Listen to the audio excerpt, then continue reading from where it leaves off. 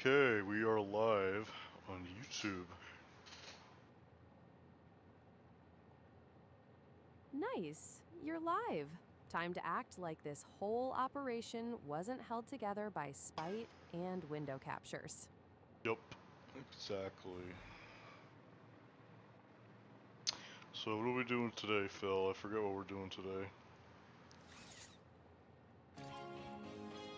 Today, we're building that nuclear power plant from your blueprints in Satisfactory.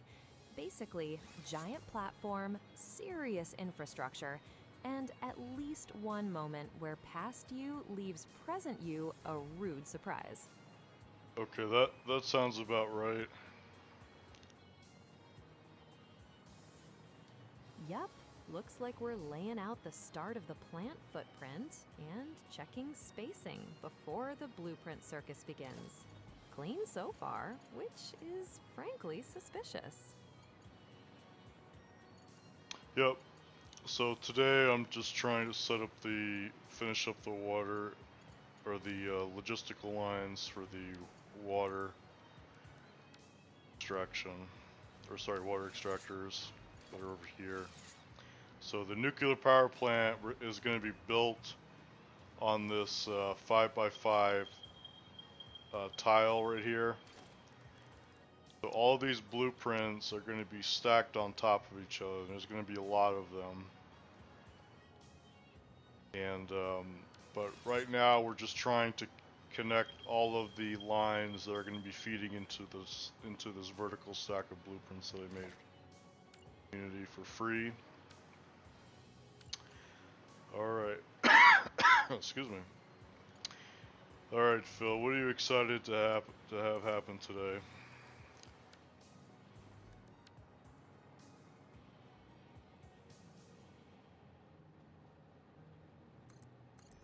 Honestly, I want to see those water extractors go down clean and prove this nuclear setup isn't just industrial fan fiction. If the logistics click today, we're cooking.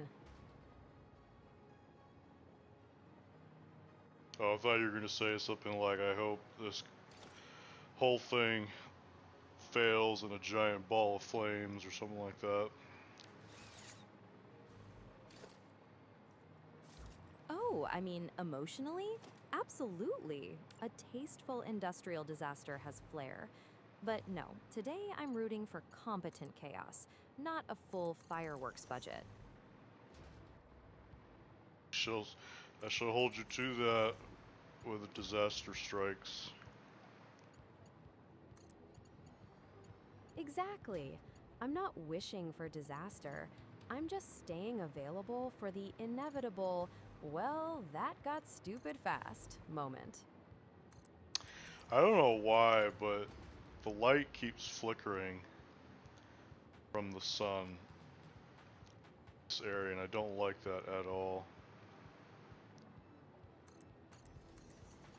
Yeah, that annoy me too. Looks like the sun glare is catching at just the right angle and making the whole place feel haunted for no reason.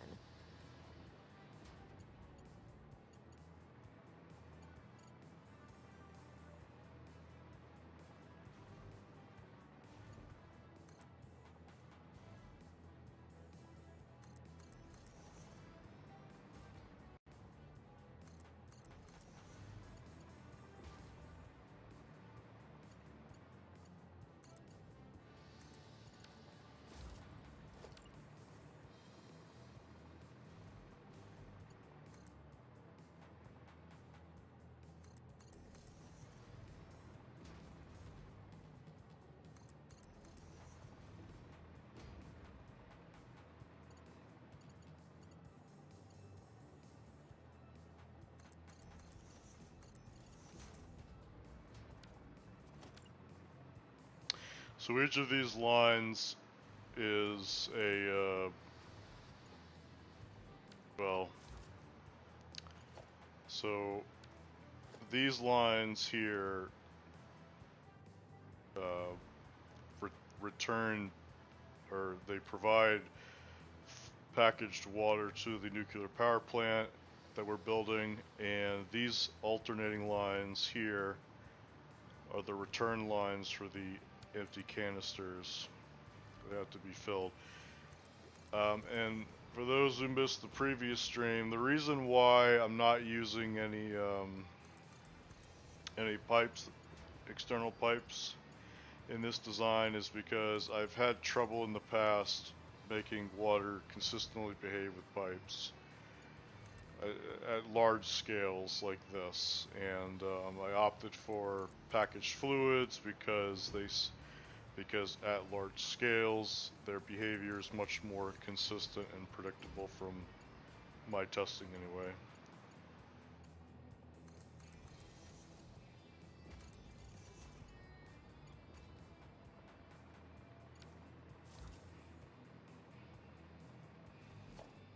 I am out of aluminum sheets. Let me go grab some.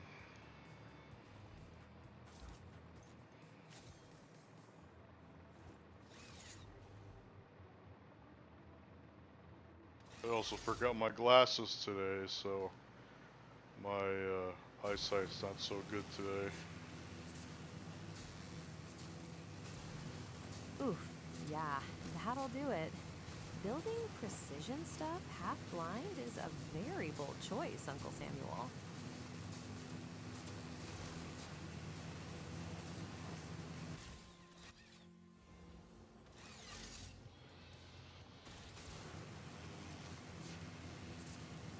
Going back to the SkyTrain for some supplies. Yeah, that sun is absolutely disrespectful. No wonder this area's been fighting you.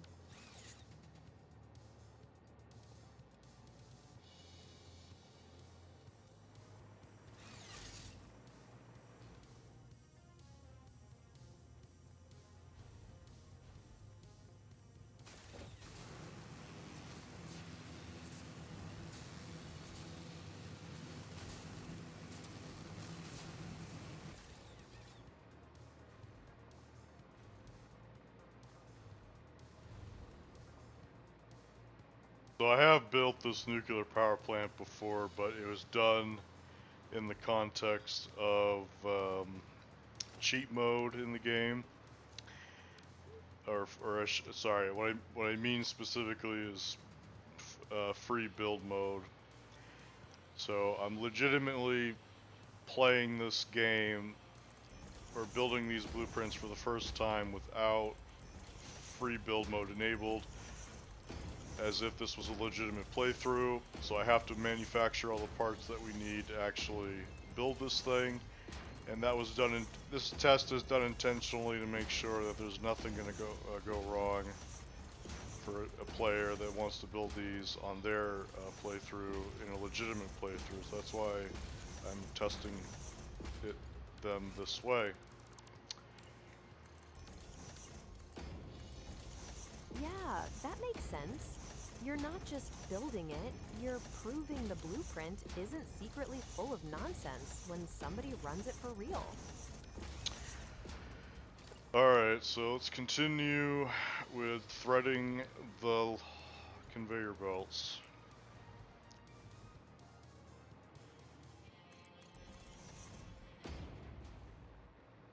So this is totally up to you on how you want to design these logistical lines. This is how I do it because it's, you know, it's relatively simple, but you don't have to do it this way. You can do it other ways. All that matters is these lines have to get to their destination, I guess. Exactly. If the spaghetti gets there clean, nobody gets to complain. Now I made blueprints for the particle accelerators and the nuclear reactors. You don't technically have to use those blueprints. You can build your own factory nuclear power plant where they are included separately, and you can lay them out horizontally, and then you can connect into the rest of the vertical factory stack. That is totally fine. I designed them that way for your design flexibility needs. It just looks aesthetic, in my opinion, it looks aesthetically cooler to stack them vertically that way. And if you decide not to stack the reactors vertically in the stack, then it saves you from having to set up all these logistics, because you can just, you know, set up your own pipes that way directly, and that's totally fine. Nothing wrong with that. The reason why this looks, in my opinion, this looks aesthetically cooler is because the way that the blueprints are designed is well, we'll have to see it when I start building it, but basically the blue reactor core light is, the reactor is positioned in the blueprint in such a way that it's rotated 45 degrees, which means that at the corner of the blueprint, the blue reactor light is completely exposed, and it looks like a little vertical slit. Well, if you stack all the reactor blueprints on top of each other, then it creates this really cool aesthetic of a blue light slit that goes, that's exposed on the corner of the stack that goes all the way to the top. And I thought that looked really cool. And I've never seen anything like that before in Satisfactory. Yeah, that sounds sick. A clean blue slit running up the whole stack is exactly the kind of accidental menace this game almost never gives you for free.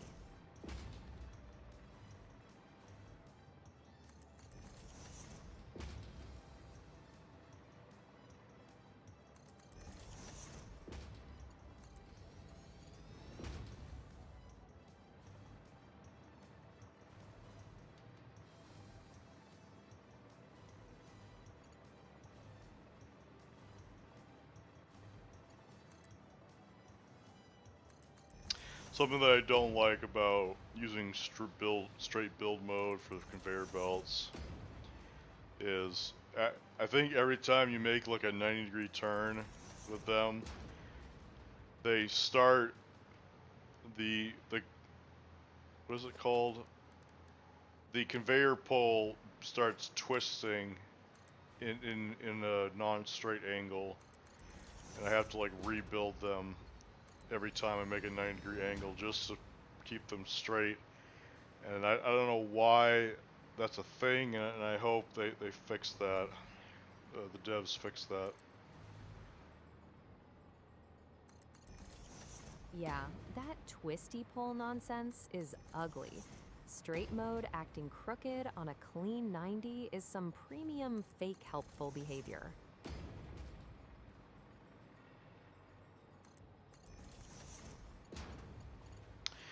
Alright, Phil, your job this stream is to keep me talking. You see that right there? That's exactly what I'm talking about. See how it's like crooked like that? That happened.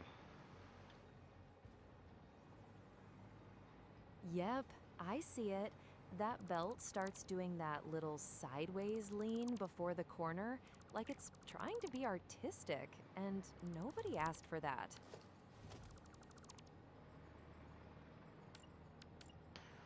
Yeah, so usually when that happens, I literally just build a straight piece like that. That helps keep the belt moving straight. Exactly. You drop that straight starter piece in, and it forces the belt to quit freelancing. Straight mode needs supervision, apparently.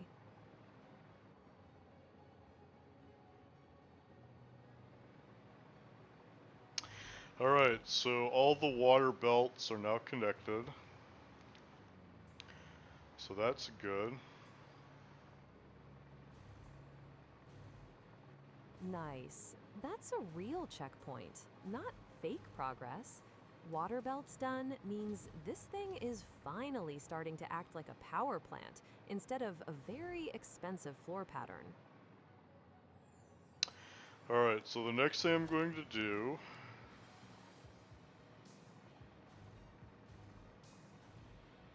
Next up, Actually, what I'm going to do is I'm going to go grab this sign right here that I made.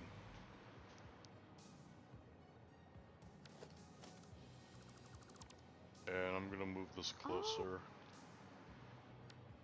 so I can see what I'm doing over here. yeah, fair. Dragging the sign closer so you're not squinting at your own build like it owes you money makes sense. Alright, so this blueprint I refer to as the input display instructions. It just tells me how much of each resource are we plugging into each line here. Now, I guess technically these two input lines don't really matter numerically in terms of like, well, sorry, what I mean is you can go over this capacity of 175.4 barrels per minute and it's not going to affect anything. But here it does matter because these 4 lines is actually a 5th line over here that's not being shown. Are sushi lines, so you can't go over their numerical capacity. So I can't have more than this amount of each, or the system will overflow and not work properly. But more specifically, what has to happen is I need to combine these resources with the correct limiters, okay, before we can move forward with the design. So that's what I'm going to do right now, is I'm going to build the limiters that we need to plug everything in.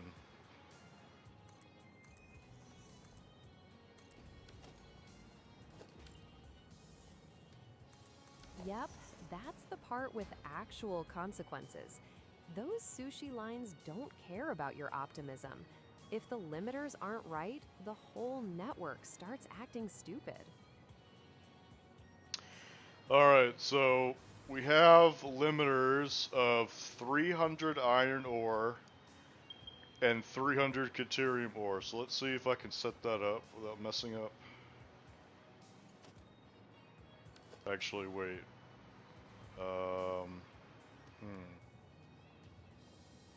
Maybe I should do something different. Yeah, maybe. If you're hesitating this hard, your build brain already found the flaw before your mouth caught up. Actually, maybe we should do... Let's do the bauxite, crystal, and copper first. Because that's going to be the most complicated to set up. Alright, so...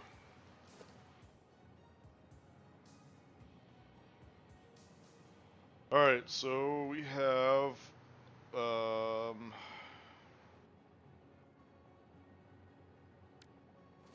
Okay, here comes the simple part that always turns in. Wait, what do we have? It's 300. Math. Okay. Alright, I need to remember, Phil, how to make a 300 limiter in this game. Let me check back. A clean 300 limiter is usually just splitting from a higher rate line and recombining the exact pieces you need, but I'm checking the cleanest setup so I don't feed you nonsense. For 300, use a 480 line and peel off 120 plus 60 with a splitter. That leaves 300 on the last output, assuming the input stays saturated.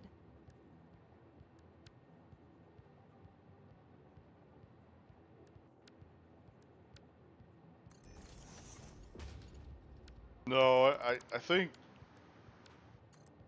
you just do a 60 line, a 120 line, and a 120 line. That's it. So 120 plus 120 plus 60, that's 300. So this is 300, that's 300 limiter. Alright. Yep, that works. 3 capped outputs, 120, 120, and 60. Nice little belt math goblin solution. Yep, you're right. 120 plus 120 plus 60 gets you a 300 limiter, clean and simple.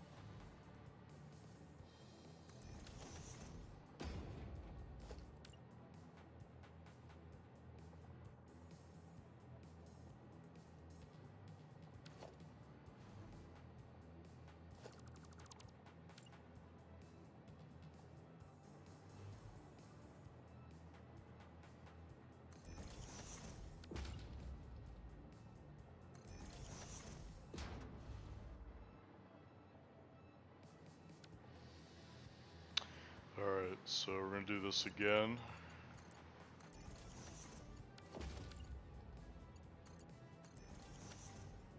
Yep, you're right. 3 outputs, 120, 120, and 60. Nice catch. My math was being loud and wrong.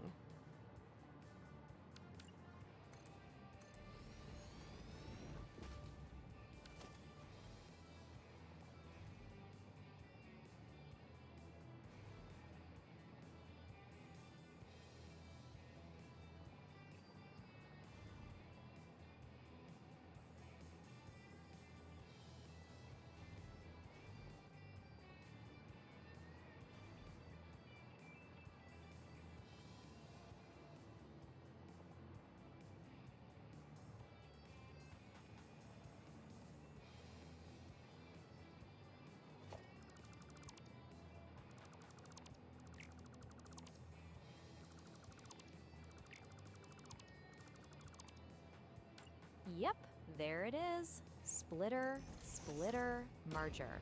The holy trinity of, I swear this spaghetti is intentional. Yeah, sorry, I was deep in thought. I'm trying to figure out how to make this look nice. So I do apologize. Alright, let's put that there. No worries, you were cooking. And honestly, the glass floor does make the limiter look way less like a back alley math crime.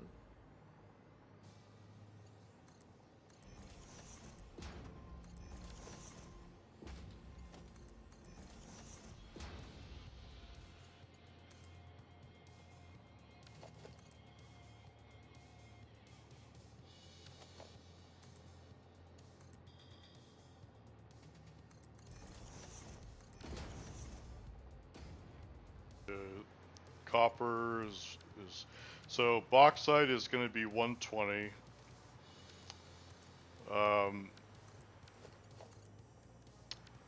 And copper is going to be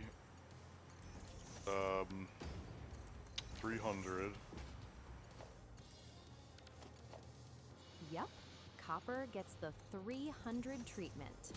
Very fancy way to say, this belt has privileges. Okay, and then this is crystal, which also gets limited to 120. Yeah, 120 for crystal. Nice and tidy for once. Okay, and then we're gonna have lime over here.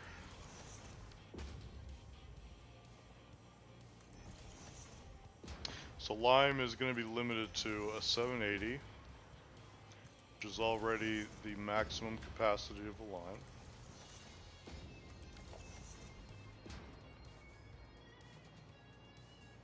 Okay. Yeah, so lime gets the royal treatment by doing absolutely nothing. Love a limiter whose whole job is just existing. Okay, and now the next one is uranium, which is going to be limited to 300.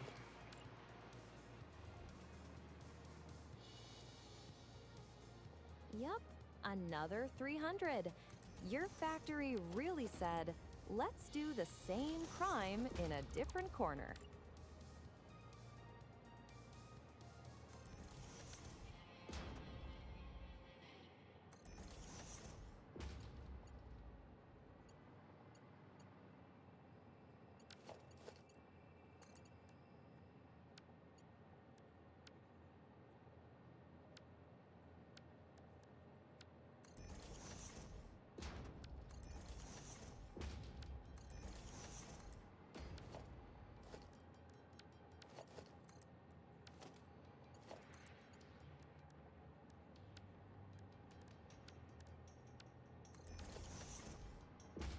Alright, so that is uranium limited to 300.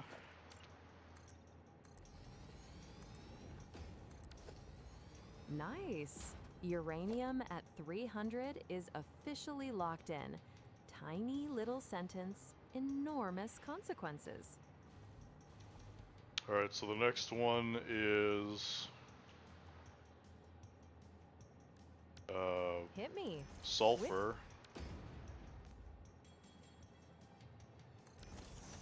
Sulfur. Of course it's sulfur. This setup really is just a support group for Okay, materials so with sulfur is limited to 450, and I need to remember how to do this. Because that does require a, okay, so to make 450, you need a Mark III, a Mark II, and a Mark I belt. Yep. 3-way combo meal, 270, 120, and 60. Sulfur really couldn't just be normal for 5 seconds.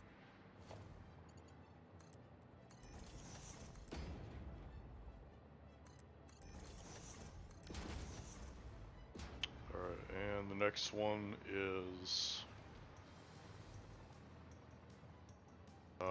Let's see. is Caterium. Got it. Caterium. That one's 300 too, so we're back in your favorite genre, splitter math with attitude. Alright, so that's going to be 120, 60, 120. Yep, 120 plus 60 plus 120. Same ugly little masterpiece, different resource. Alright, and then the last one is going to be iron. Iron too? Of course it is. We're finishing strong with the classic 300 special. Which is going to be a 120, a 60, and a 120. Yep, 120, 60, 120. Iron's getting the same suspicious little limiter special as the others. Alright, so let's double check the belts before we continue to make sure we didn't make a mistake with the limiter. Because it can be easy to make a mistake. Yeah, good call. This is exactly the kind of setup where one belt tier goes rogue and suddenly the math's fake. Okay, so those look good to me. Alright, let me get rid of that thing.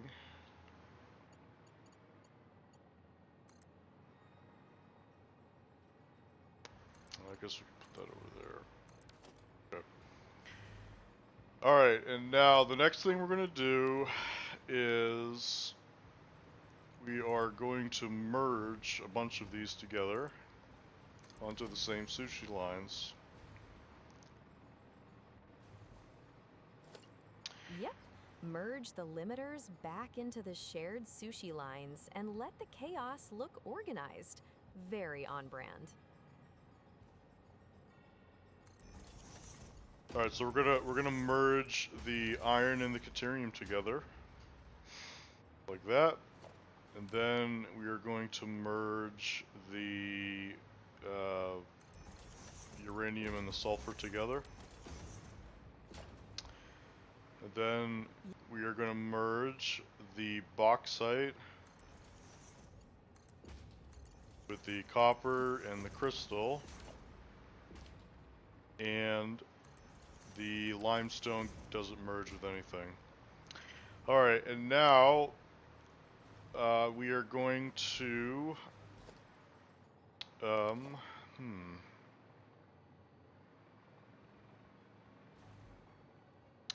Now comes the fun part, figuring out which merger goes where without turning the whole floor into conveyor spaghetti with a college degree.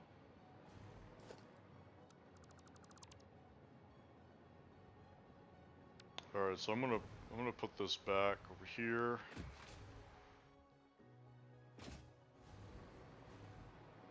Yeah, tuck it back over there and keep the lane clean. If this actually lines up first try, I'll be suspicious. Okay, you heard it here, guys. Phil's gonna be suspicious of how amazing I am.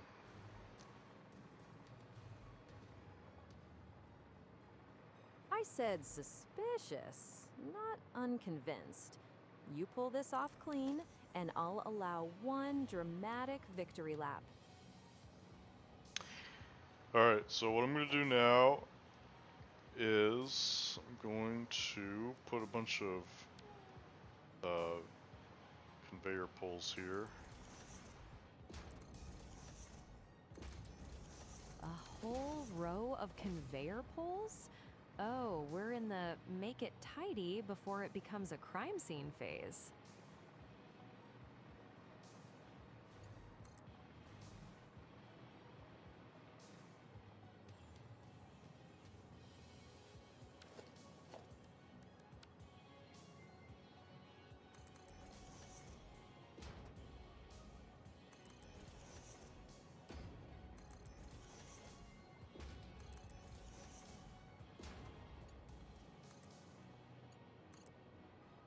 Oh, whoops, that's not correct. Supposed to go this way. Yup, just reroute it that way. Tiny correction, huge. I totally meant to do that energy.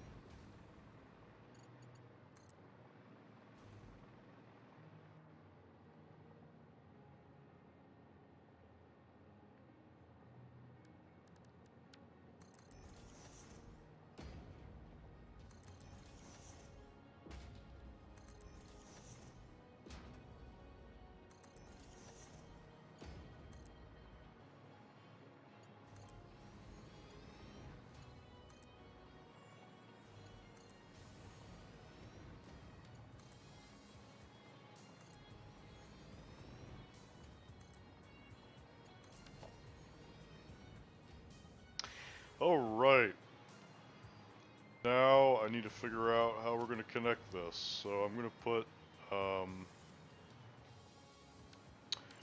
well, I'm gonna merge, or I'm gonna try to merge these lines together somehow.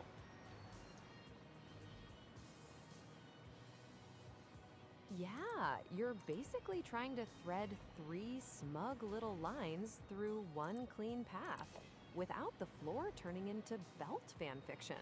Bold. Okay, so, alright, I guess I'll just put these here. Yeah, that works.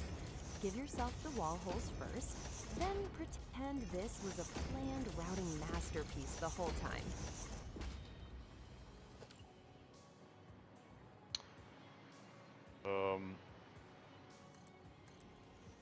Okay.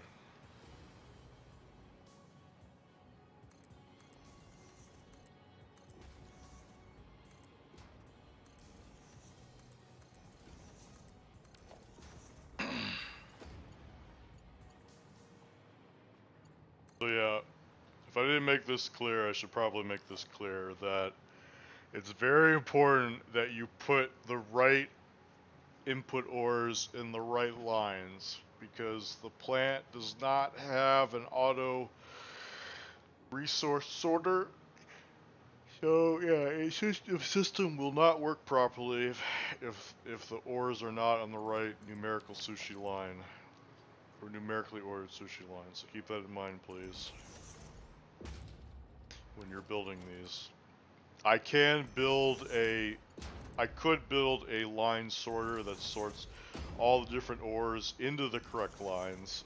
I could do that, but that would add even more complexity to this design than there needs to be right now.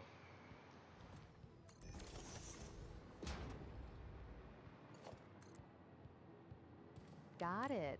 Right ore, right numbered sushi line, or the whole thing gets stupid fast.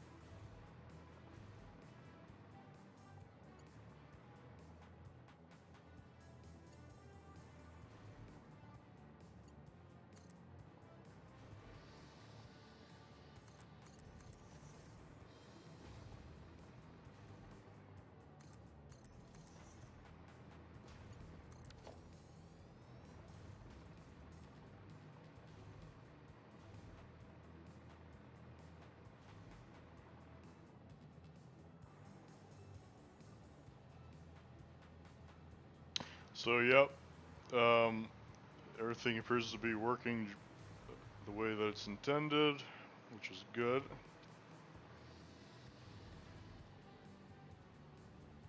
Good. If the sushi math is behaving, we are not about to get humbled by one stupid ore in the wrong lane.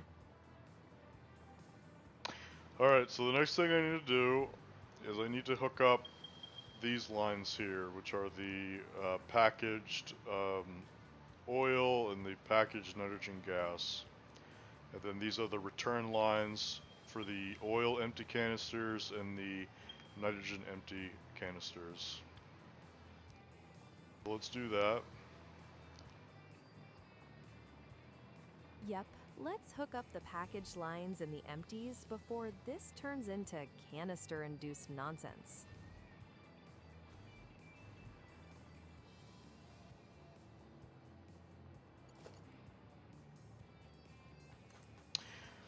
And there's, again, for those who missed the previous stream, there's a bunch of vertical lifts that look like this that are going to connect with these lines here, and they're going to go up the stack. Yep, I see it. Nice, clean vertical stack setup. Fancy little item elevator for your canister bureaucracy.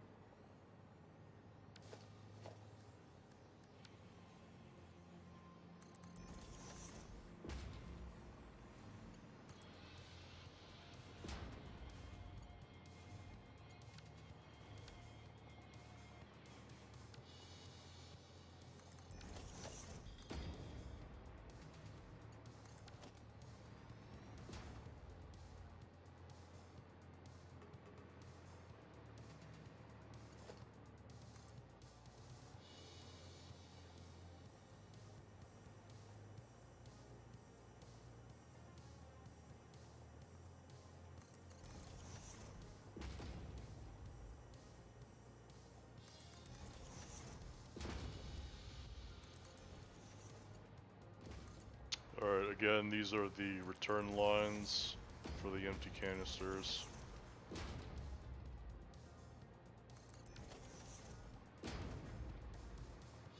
Yup, the return lane. Glamorous job, really. Nothing says nuclear elegance like lovingly routing empty cans back where they came from.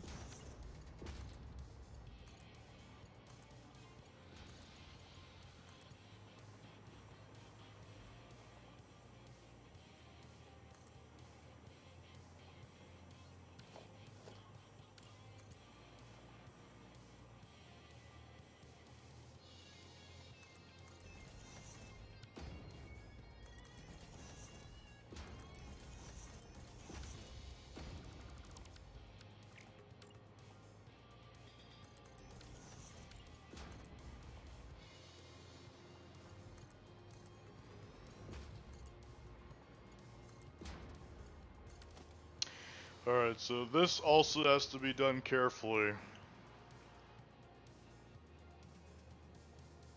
Yeah, one sloppy connection and the whole clean return system starts looking real fictional. The thing that needs to be done carefully here is we need to very carefully connect the right line over here to the right line over there, because if you crisscross the wrong lines between different things, then you're going to have the wrong setup. Yeah, this is one of those looks fine until it ruins everything setups. One crossed return line, and suddenly your empty canisters are taking the scenic route to hell.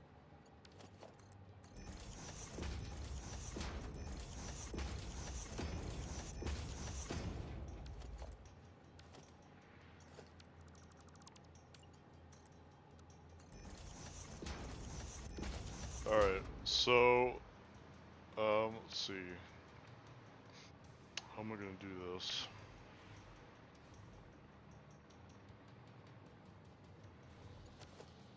Honestly, I'd pick one line as the anchor and connect that first. Then match everything else to it so you don't invent a spaghetti lawsuit halfway through. The floor holes are your sanity check here.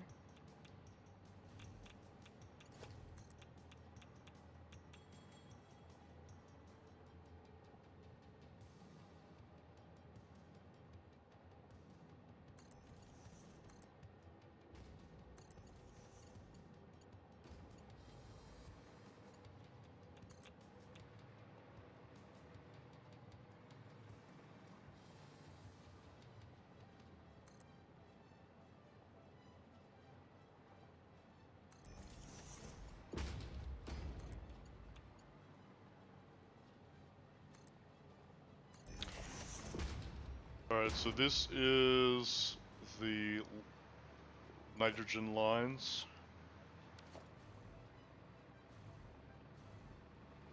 Yep, I can see why you paused.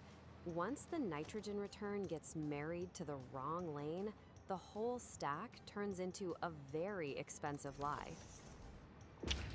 Okay, so this is the nitrogen line for full packages. Then this is the return line for empty canisters of nitrogen. Right, so I'm going to pull this down. Yeah, that tracks. Pull the empty canister return straight down first and let the nitrogen route be the one that behaves for once.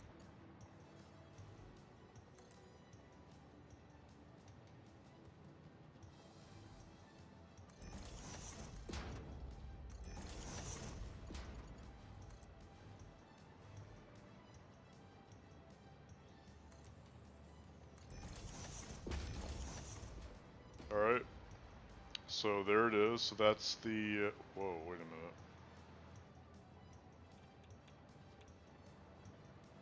Yep, there it is.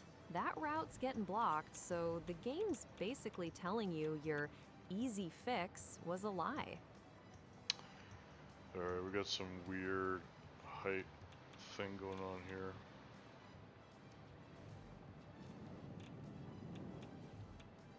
Figure out Yeah, you've who got has the two wrong height.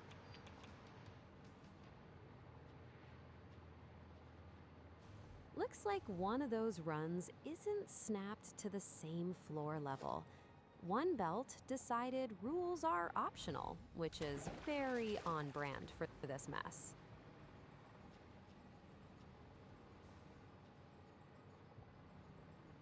Yeah, I'm having a hard time seeing what happened here. Need a ruler to measure height, so I'm gonna use this. Figure out who's not in the correct height here.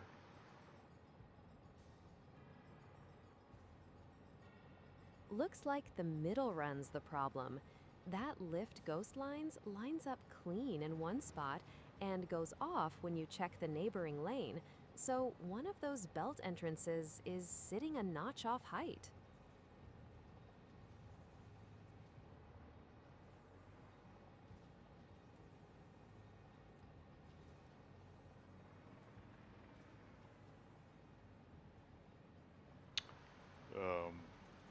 Okay, I'm having a hard time seeing what's different here.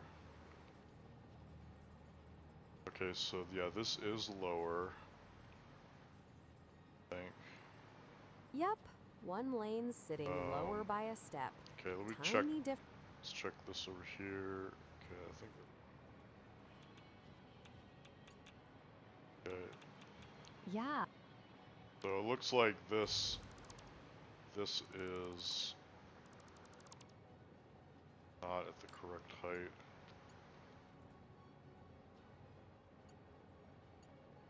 Yeah, that one's off. The floor hole line looks consistent, but that lift is landing lower than its neighbors. So the snap point on that segment's the diva.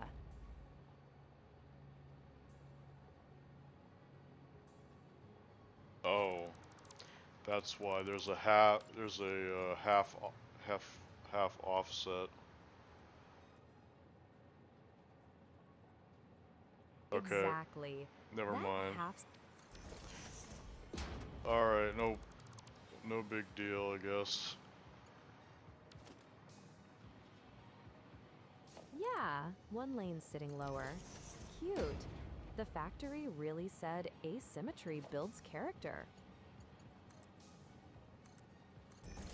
Alright. Yeah, that's fine.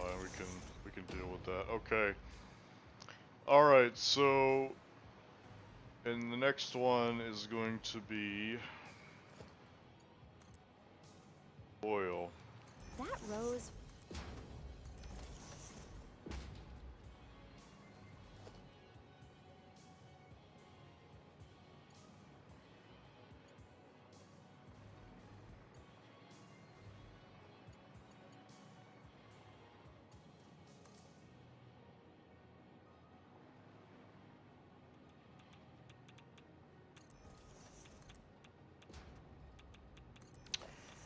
Alright, so okay, so yeah, this is interesting. So the oil package, or sorry, the oil full and oil empty are in the wrong order. So I need to swap those. Yep, the order's flipped, so now it's one of those glamorous rip out two lines and pretend this was always the plan moments.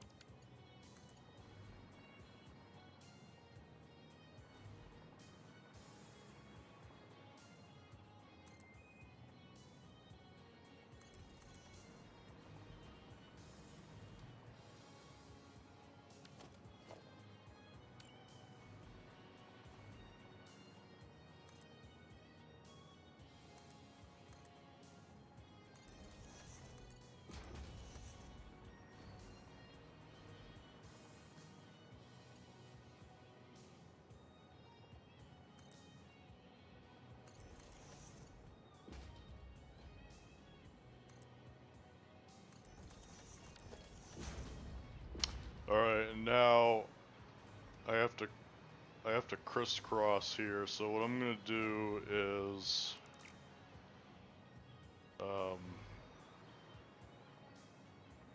no, actually I don't have to crisscross. I can just keep this at this height and that'll work. Yep, there it is. Crisis canceled. You bullied the layout until it admitted you were right. Yep, that works. Clean save, no dumb crisscross tax.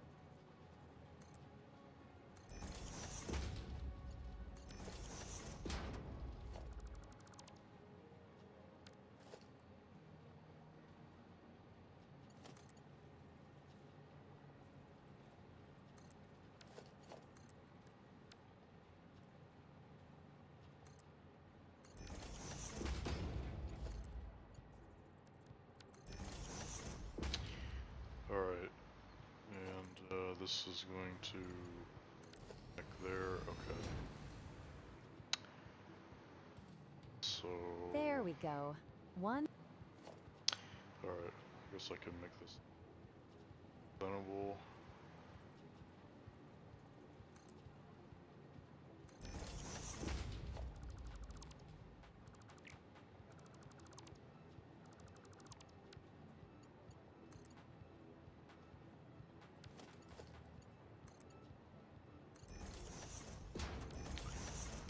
That.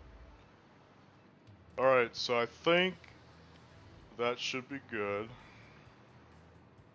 Yeah, again, you gotta make sure that these are connected correctly in the correct sequence, or you're gonna be putting the wrong empty canister in the wrong packager, basically. Yeah, that part's nasty. One wrong connection and the whole return line starts acting like it has no adult supervision. Alright, what's next on the list of things to mess up? Looks like finishing the return line hookups and verifying the sequence is the next little disaster on deck. Then probably more glass, because apparently logistics alone can't just be functional around here.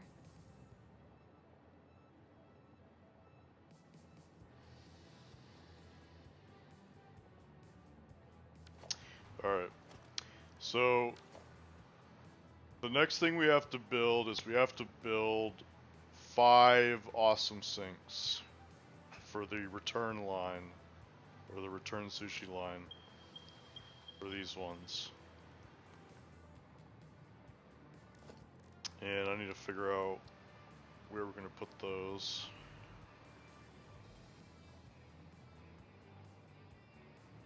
Five awesome sinks for the return sushi line is such a wildly normal sentence in this game. Honestly, I'd tuck them off the side of that belt deck in one clean row so the spaghetti stays in one shame zone. You heard it here, folks. Phil has said that my build that I'm working so hard is now a shame zone.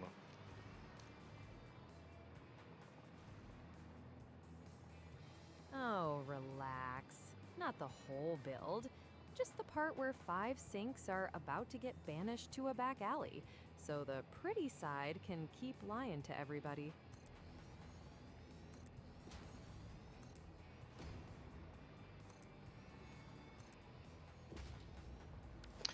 Alright, before we continue, I'm going to save the game, just in case something bad happens.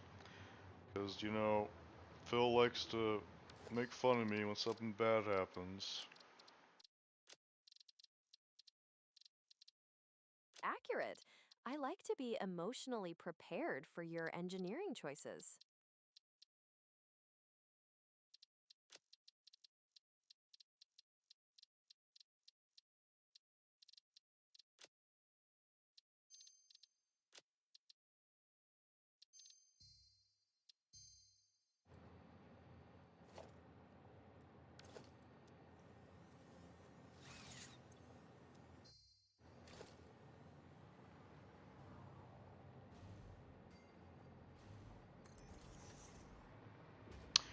I'm just putting in these ground outlets here. Where I just key bound the half nudge to my screw wheel. Easier for me. To do a half nudge, you have to press and hold control while using the nudge keys. That's actually clean. Putting half nudge on the wheel is one of those why wasn't it always like this moves.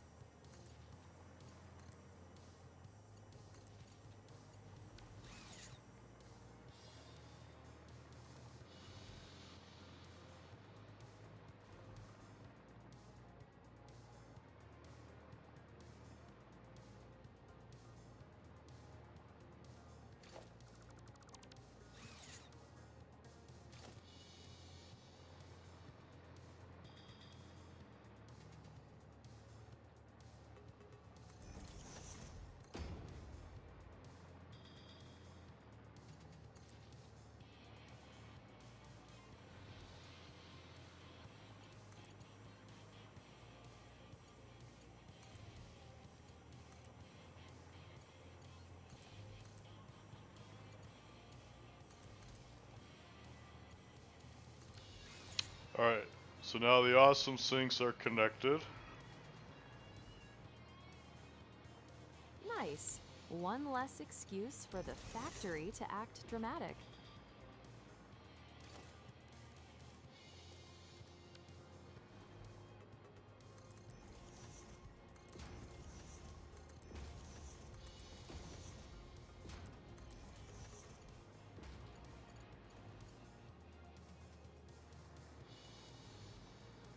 Okay, now let's connect these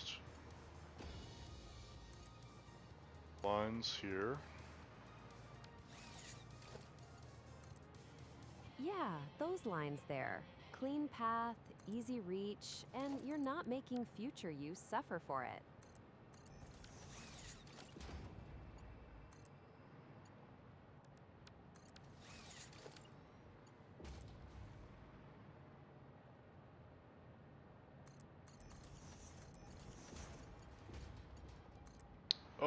Okay, let's see.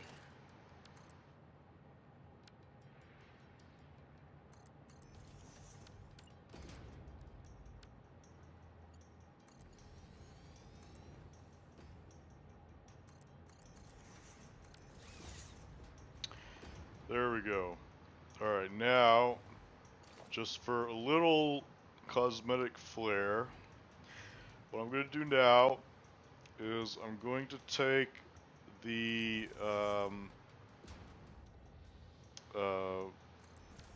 so this line right here is the return line for excess rods. Okay. Now, under normal conditions, you're not supposed to have uranium rods going down this line because that wouldn't make any sense. You'd be wasting the energy from those rods that you want. But plutonium rods will be coming down this line at 1.8 rods per minute, and those do need to be merged onto a sink line, and we're going to merge them on this line right here.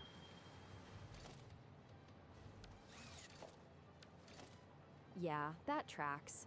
Tiny flow, clean merge, no reason to give it a whole Diva exclusive belt.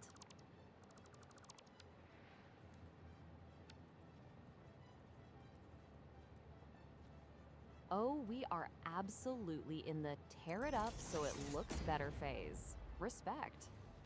Okay. So, no, wait, sorry, that's not what I wanted to do. My bad. I messed up. I messed up. Let's pretend we didn't see that, Phil.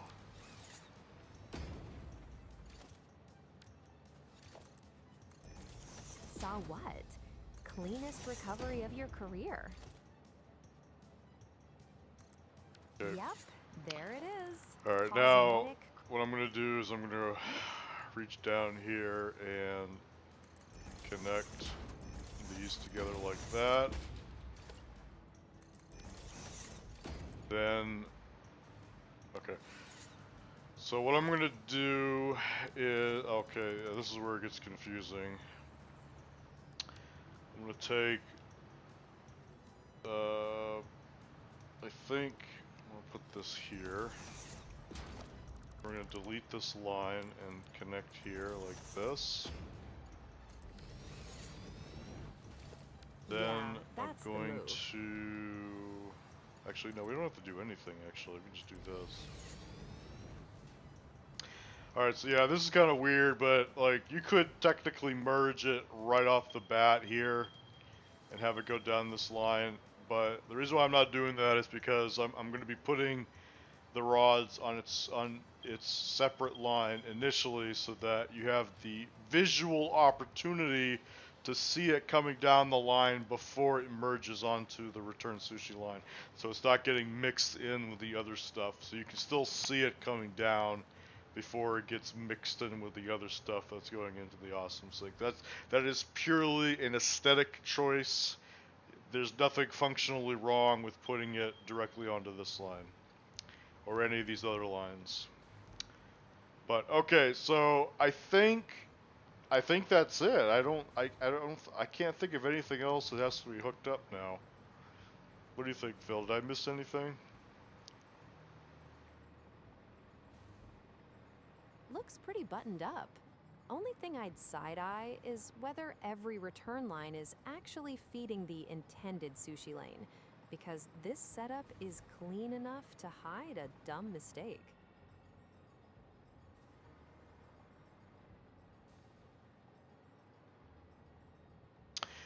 Oh, okay. I made a mistake. Wow. Okay. I just saw a mistake that I made. Whoops. Yeah. Okay, that was my bad. So yeah, the mistake that I made was I put this setup in the wrong angle. The angle is supposed to be um yeah, it's supposed to be rotated 90 degrees this way.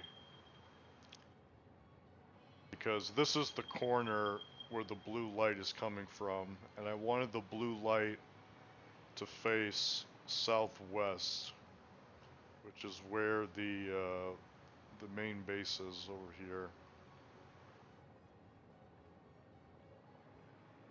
Yep, that tracks. You're aiming the blue lit corner toward the southwest, so it faces the main base instead of glowing off into nowhere like it pays no Yeah, rent. so right now the blue light is now going to be facing in this direction right here, which means it's you're not going to see it.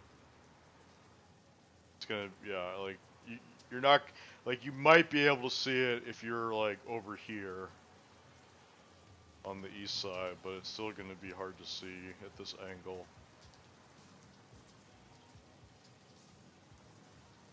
Yeah, from the main base side, that glow's gonna be doing a terrible job auditioning for its big reveal. If you want the blue slit to read from a distance, this orientation's kind of burying the money shot.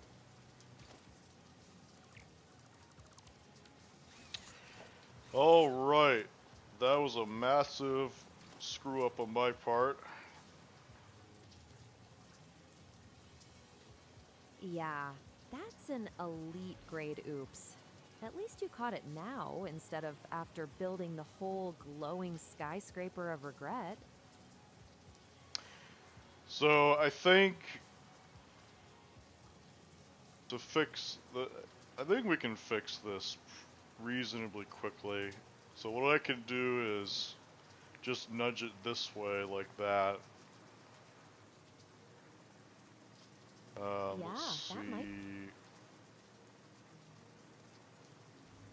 Yeah, that looks a lot closer. Tiny correction, huge ego save.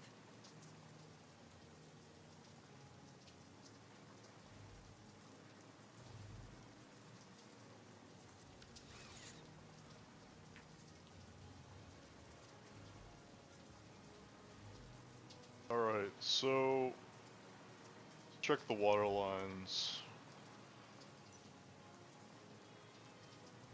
Those lines look lined up.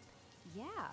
If the reactor corners right now, the rest of this Diva blueprint should finally stop fighting you. Alright, so we're gonna redo all of this, but I don't know, I feel like it shouldn't be that bad. Nah, it looks annoying more than catastrophic. Pain in the ass, sure, but not full architectural bankruptcy.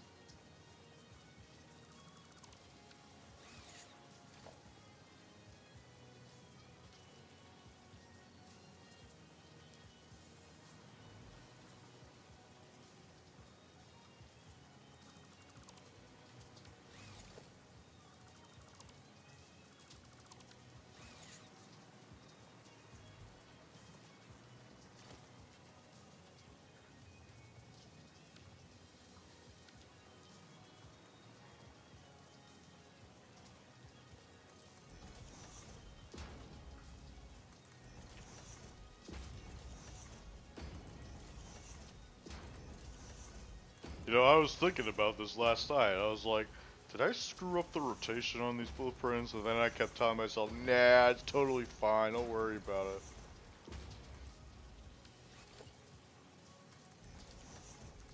Yeah, that is exactly how blueprint delusion works. Last night, Brain said, future me can deal with it. And now, future you's in there repainting the floor like a crime scene. I'm gonna show you a crime scene, Phil.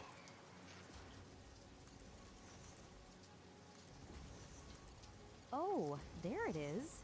We've moved from maybe it's fine to forensic reconstruction.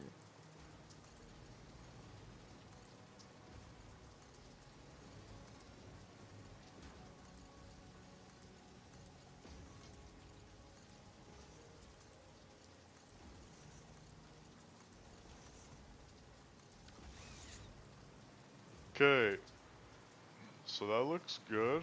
Now let's do the same for lines over here. Yep, mirror the fix on that side too. Clean it up once, pretend this was the plan all along.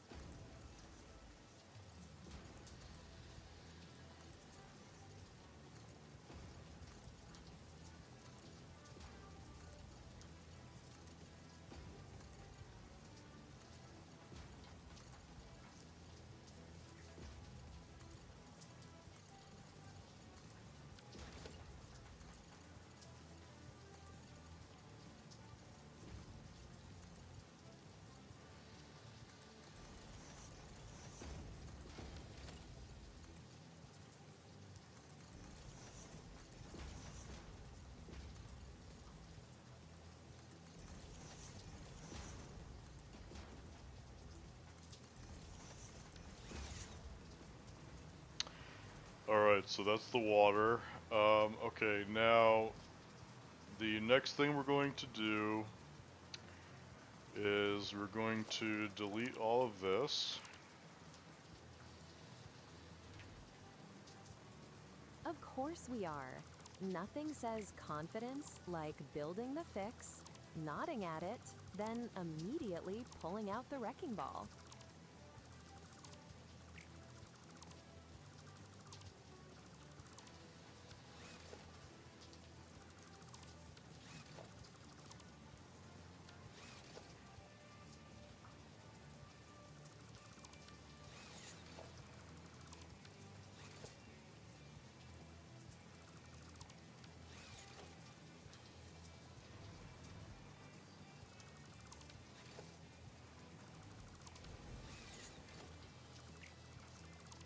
Okay, so we're gonna delete all those awesome sinks. Alright, now, yeah, so I have to rotate all those belts, so they're gonna have to do a 90-degree turn, which isn't too bad, I think. Only 90 degrees? Cute. Past you could have made this way meaner.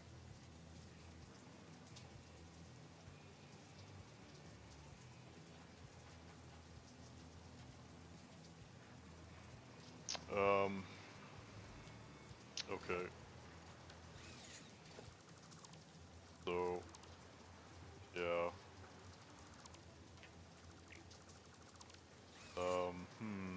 Yeah, there it. Yep, so first thing I gotta do is I gotta establish the spacing over here.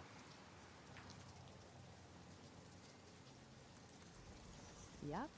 Spacing first, chaos later. Otherwise, you're just freestyle ruining your own day.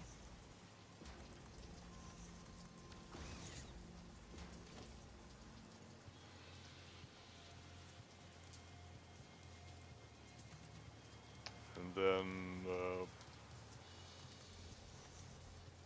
I'm going to move this over here. Yeah, that lane's getting evicted. Fair move. Whoa, wait a minute. Oops, sorry, that's wrong orientation.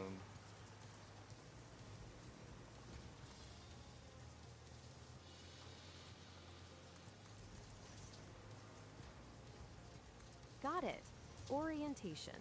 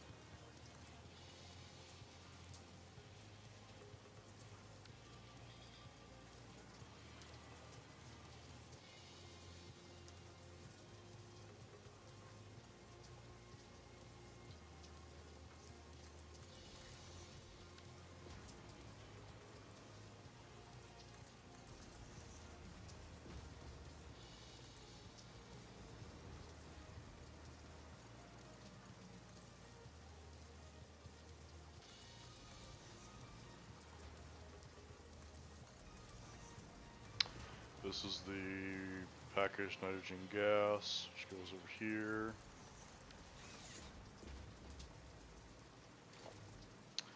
Alright, Yep. and now the next thing that has to happen is I need to establish the spacing for these over here.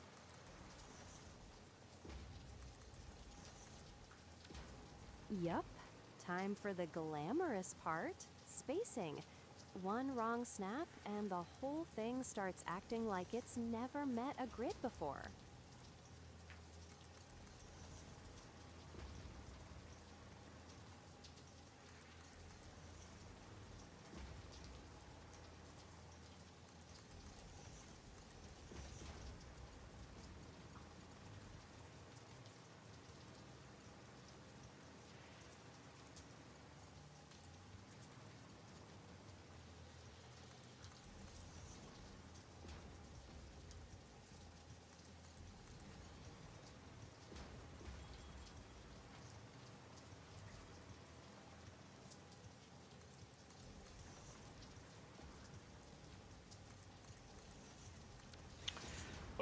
so that's done. Now the next thing we got to do is set up the awesome sinks that we did last time. Yep, back to the coupon vacuum. Nothing says nuclear elegance like rebuilding the awesome sink section again.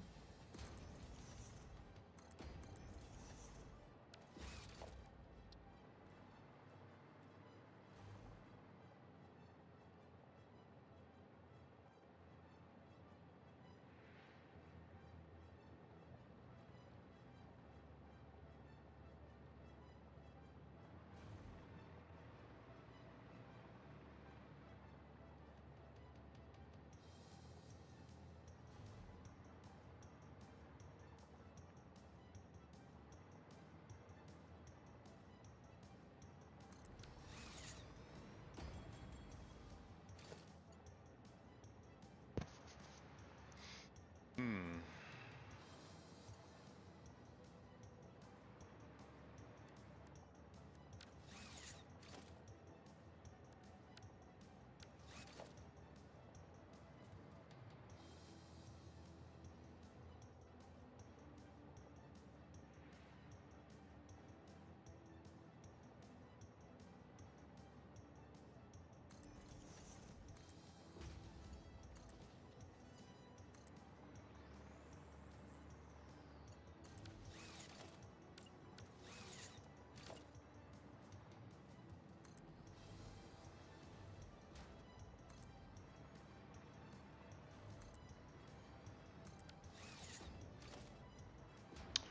Alright, I'm gonna put these ground outlets in.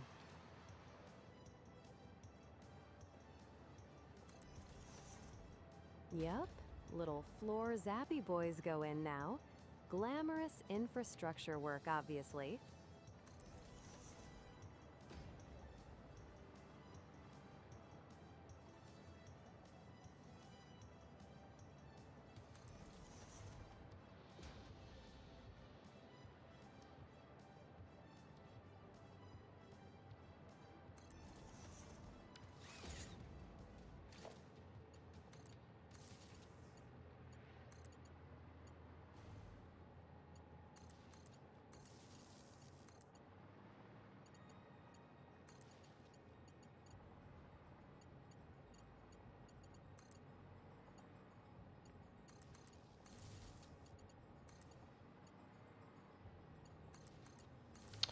Alright, those are connected. Now we're going to connect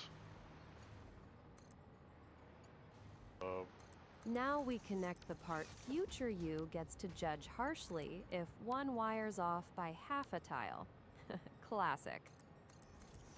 okay, so this is, oops, these are the awesome sink lines. Connect like this. Yeah, like that. Clean little run instead of some cursed spaghetti confession.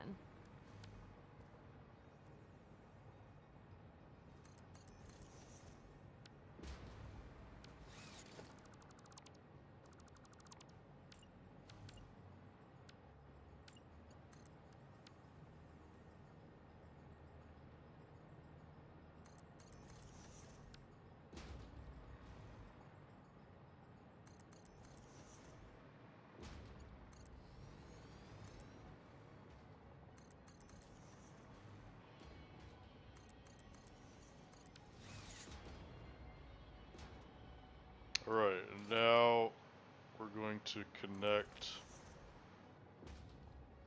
the plutonium line.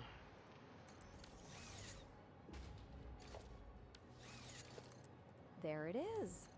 Plutonium gets the fancy routing because apparently even the nightmare fuel needs good presentation.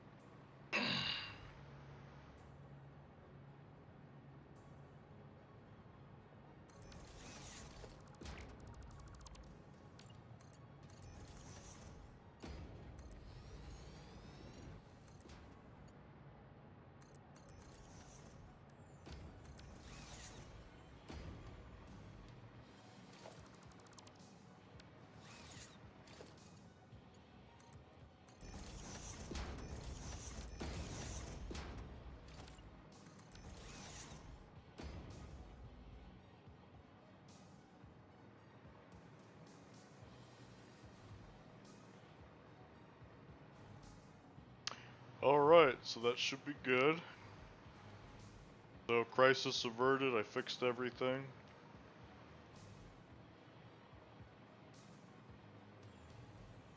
Crisis averted by you, naturally. Turns out the factory only needed a little violence and better decisions.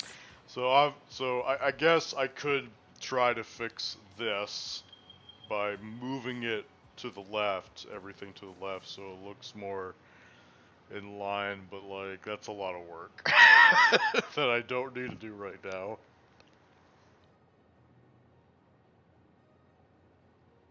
Yeah, that's a future you problem. It works now, and perfection can wait until it earns a budget meeting.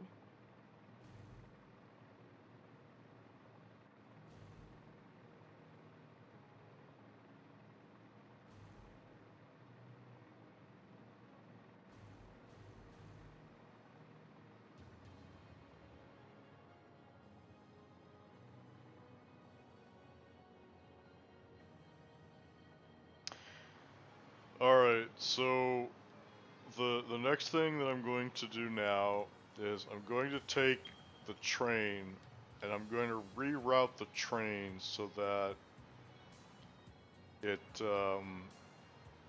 goes around this square because the train contains all of the building parts that I need, and I want to have it as close as possible so that it makes it easier for me to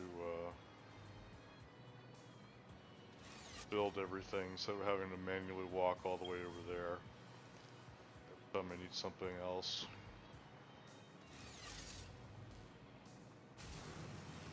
Yeah, exactly. Dragging the whole supply train closer is way smarter than making yourself do this sad little resource walk every 5 minutes. Oh, actually, hold on, let me... something else here.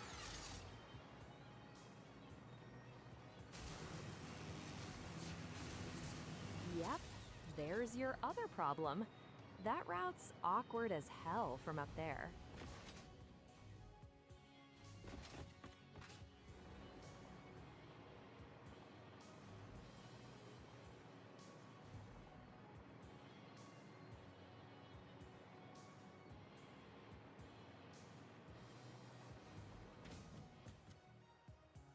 So to make this easier for me, I'm going to mark this location on the map.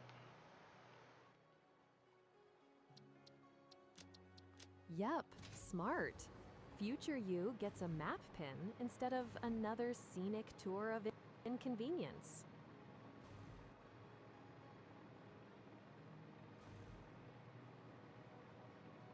So yep, so now what I'm going to do is I'm going to move the train so that it wraps around that waypoint.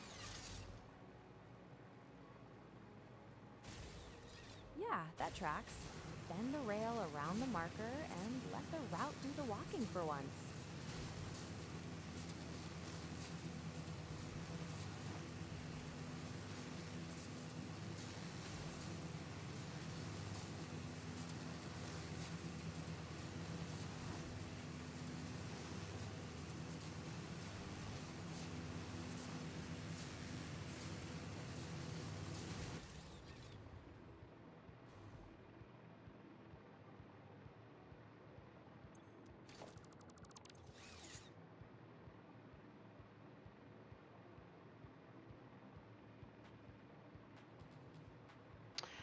Well, I forgot about this. So this train is on the way, so I need to move the train out of the way.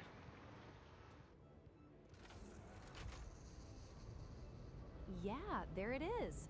Your own rail traffic said absolutely not. Move this one first, then you can reroute without the train-based hostage situation.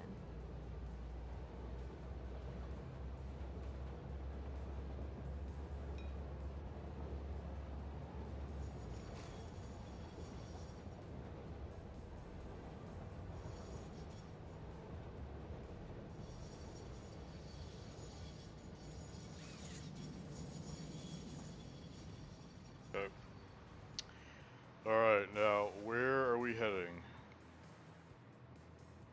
Boom. We are heading over there. Okay.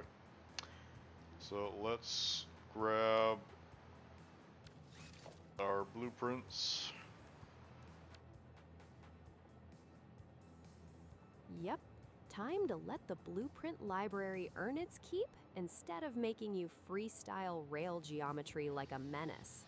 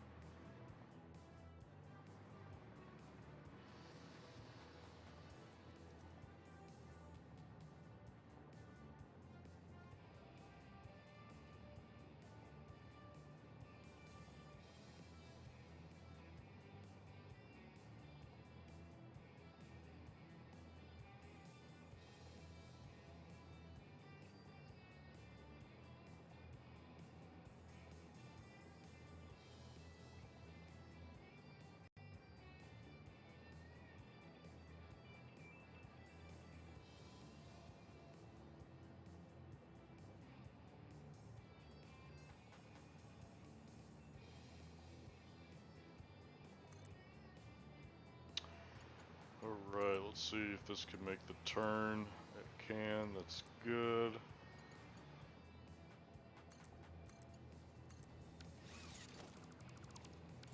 Nice! The turn barely passed the attitude check, but it passed. Okay, let's go. We're building the train. Yup, I can see it now. We're not moving a train, we're building the rail, like civilized factory goblins.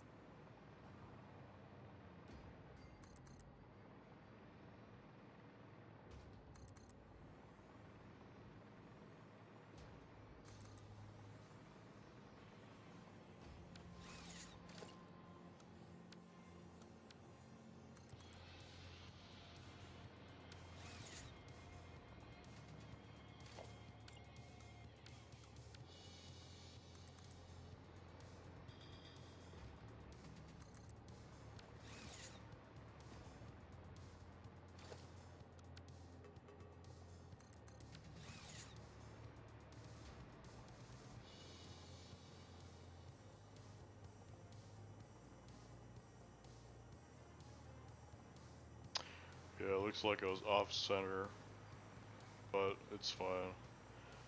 It's not that big of a deal. Alright, so I think what I'm going to do now is I'm going to put one of these down here. I think... actually, that's going to be... that may not work, actually. Yeah, that space is looking Yeah, real that... tech. yeah, that's... I think that's too close. Turn. Alright, so we're gonna move this back a bit to give us some more space to make the turn. Yeah, that's the play. Buy yourself the space now so the curve doesn't turn into a full public embarrassment later.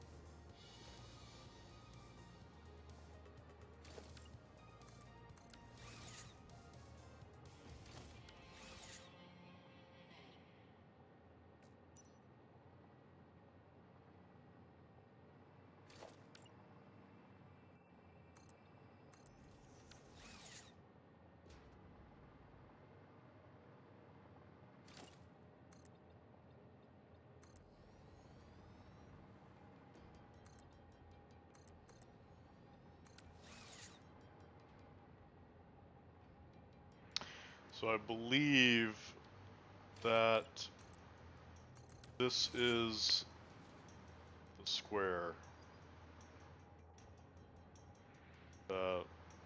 Yep, the Gonna be square's built your from. anchor here. So it's hard to tell with my alignment here.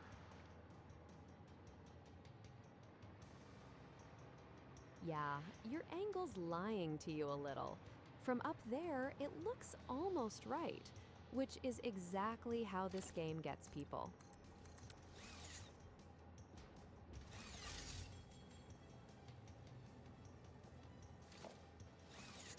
Yeah, so hopefully this is correct. Now, we're not going to actually build this, so we need to leave some space between the rail and the actual tower. So I'm gonna put one tile of space between them. So we gotta build it like over here.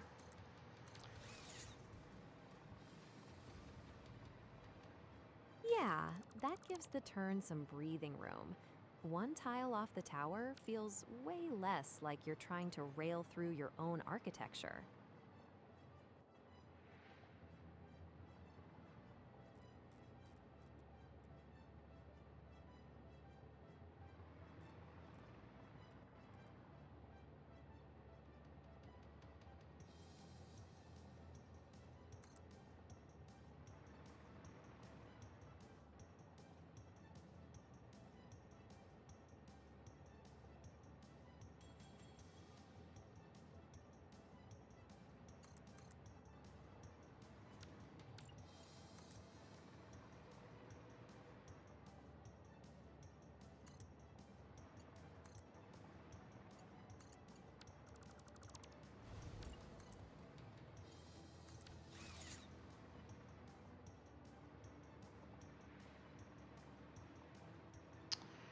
All right, so hmm. Yeah, this looks like a sanity check pass, not a full commitment. Smart. No need to marry the track before it proves it can behave. Yeah, so if that doesn't work, we could try making it bigger, I guess. But for now, I'm going to assume that this is fine. Yep, good enough to test. If the train throws a tantrum later, then we make the curve fatter and pretend that was always the plan. Alright, now I'm gonna go grab the train.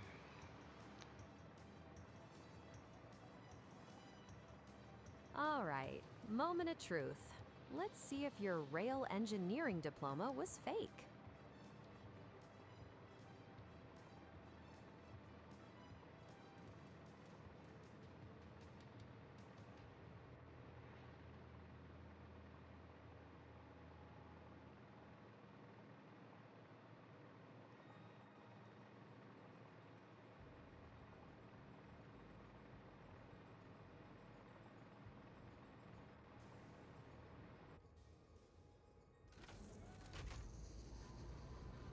This train is so heavy! Yeah, that thing's not a train anymore. It's a courtroom case against momentum. No wonder the curve needs to be polite.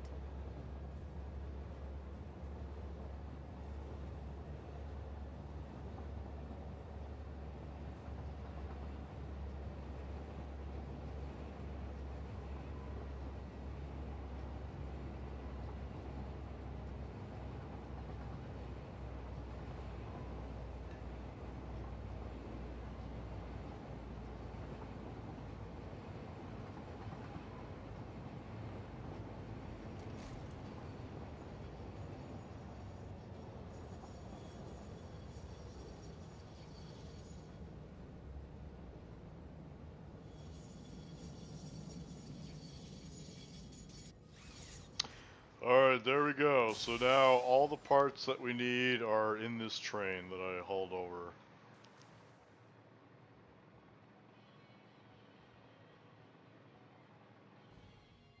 Nice. Mobile warehouse acquired. You really did drag the entire bad decision supply chain across the map and made it work. Alright, now, I guess the next thing I'm going to do is I'm going to build a,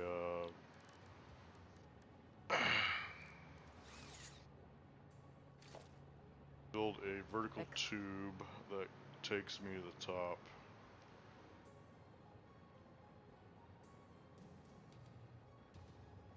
Oh, there it is. The lazy genius solution. Why walk like a peasant when we can install a personal launch tube?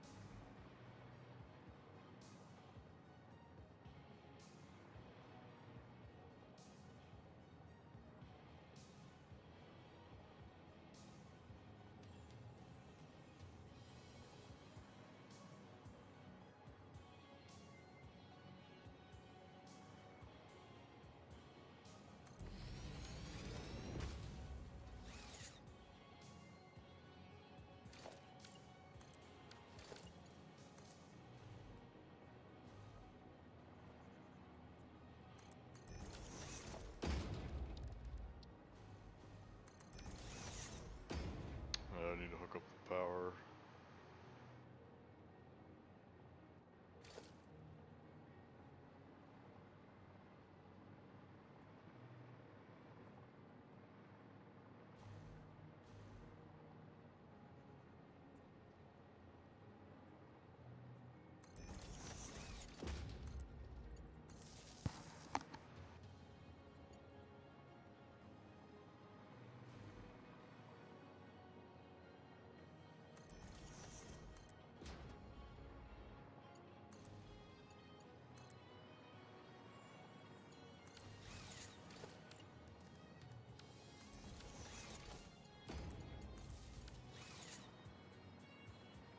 Alright, so that looks good.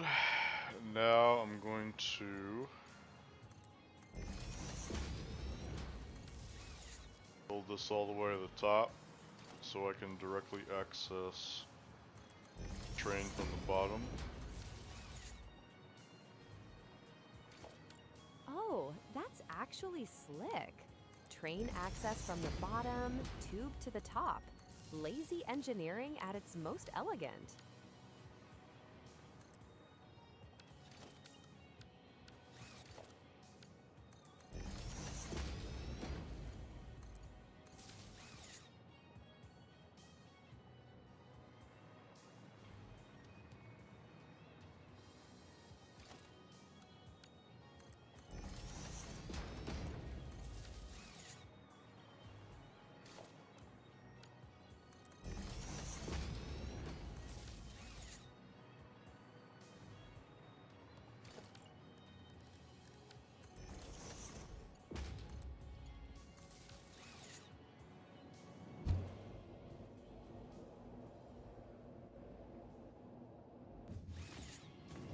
Alright, just checking to make sure this works.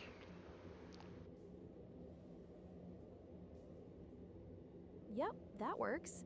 Clean ride up, clean pop out, and now you've got bottom side train access like a properly overbuilt menace.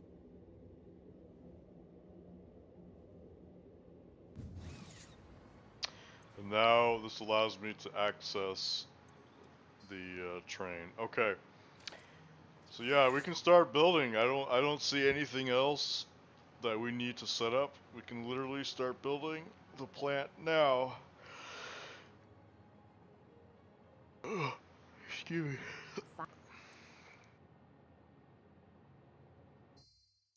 There it is. The excuses are gone, and the plant's out of places to hide.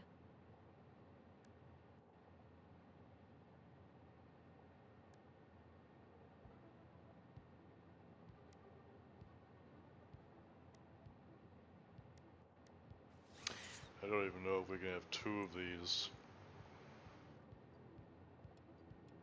Inventory space, but we'll give it a try.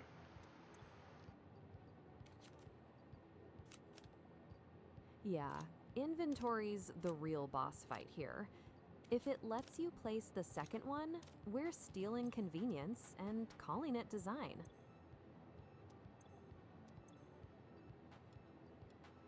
Alright, so I'm gonna grab a bunch of sheets here. Yep, loot goblin mode. Grab the sheets and let the experiment pretend it was planned.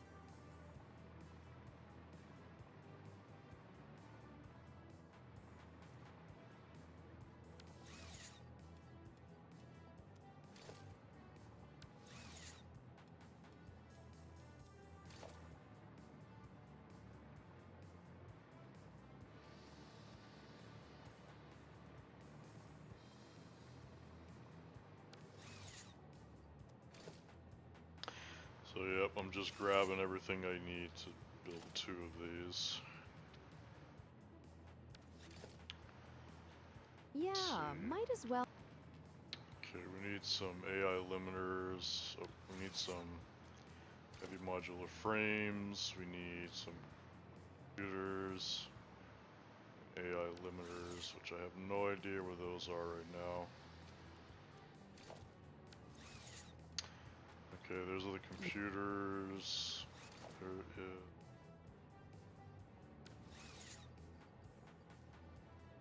Some shards. Oh,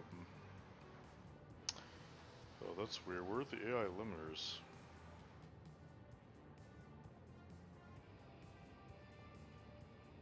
Well, there you go. The AI limiters were hiding in the obvious place folder, like absolute little scammers.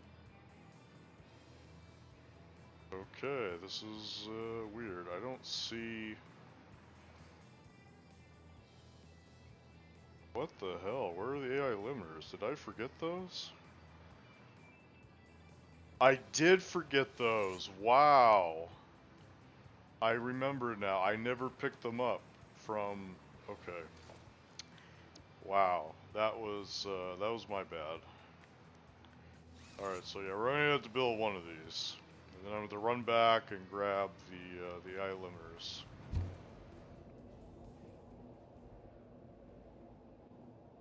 Yeah, that tracks. One machine for now, then the classic shame jog for AI. Alright, so Limiters. we're going to officially put down the first blueprint of the stack. This is where we have a big celebration, Phil, for getting this far in the build.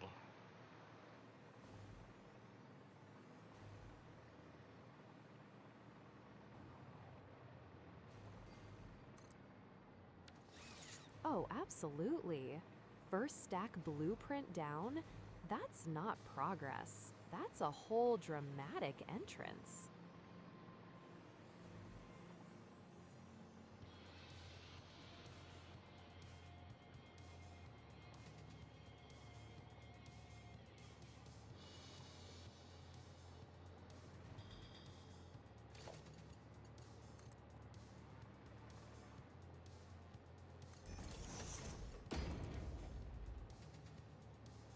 So I'm going to put down these lifts here so you can see how everything connects together.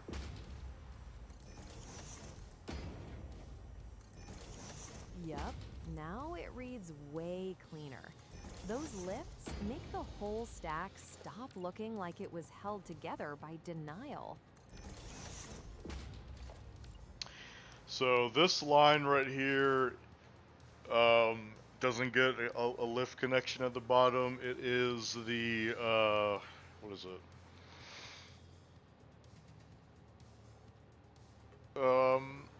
Looks like the one you're It is. highlighting. I think it's a non-fissile uranium line, which is not supposed to be connected to anything.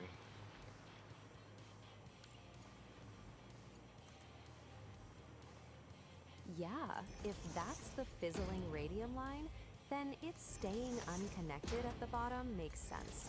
It's basically the diva lane, present, important, and refusing to mingle. And this line is just the 5th sushi line that doesn't get connected. This line is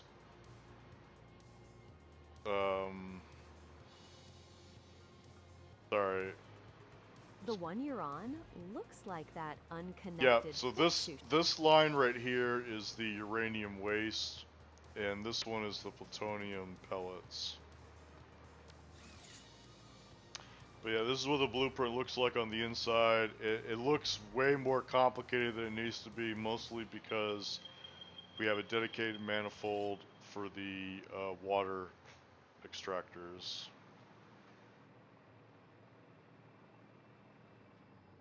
Alright, so let's... Okay, we're not done yet, so we're going to connect these lines here. Yeah, those lines do get connected. The only one you're leaving out is that 5th sushi line. So the 5th sushi line was actually a last minute fix I had to do when I was initially designing everything in free build mode. The what happened was I didn't check to make sure that the sushi lines were at capacity or not, and then I discovered halfway through that they were over capacity with just 4 lines, and I had to add a 5th line just to allow more room for stuff to exist on the sushi lines during the vertical build.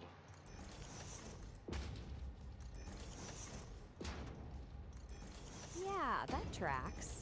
Past you did the classic 4 lanes ought to be enough, and then got humbled by actual throughput. So lane 5 became the emergency patch that keeps the vertical build from choking.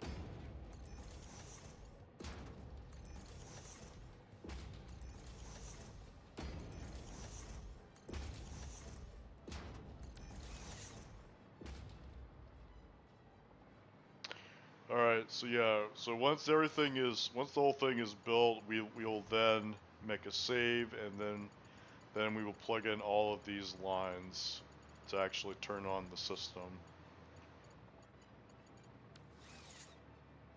Alright.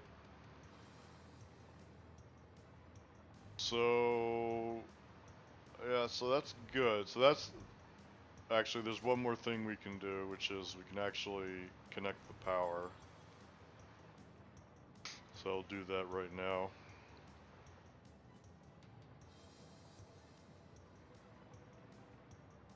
Oh ho! Now we're getting to the fun part. Let's see if this monster behaves or immediately starts acting expensive.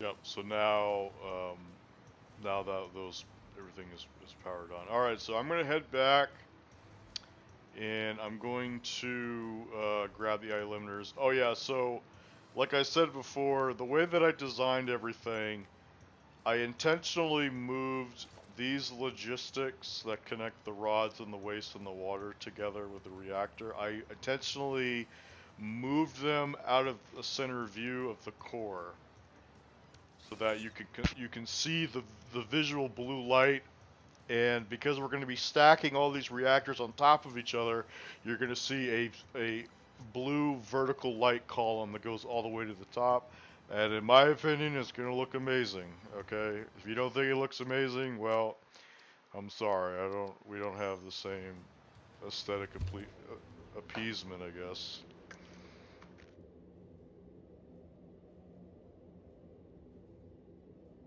Yeah, that's the kind of detail that makes the whole stack look intentional instead of just aggressively functional. That blue slit running up the corner is going to be disgustingly good. Alright, so Yep, so we're going to head back and we're going to grab the AI limiters because I can't believe that I forgot them. Of course, it's the AI limiters. Tiny little gremlins holding up a mega project again. Alright, so I'm going to go use the bathroom while we wait for the train to do its thing, and I'm going to go use the restroom. I'll be right back.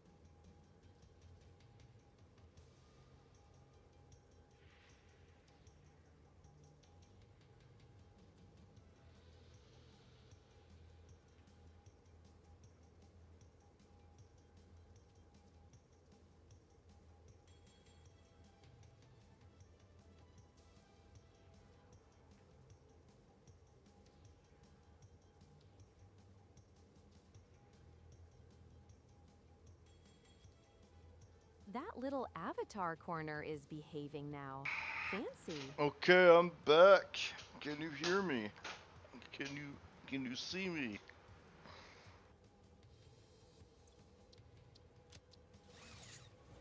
Yup, I can hear you. And I can see the Streamlabs preview with Satisfactory backup.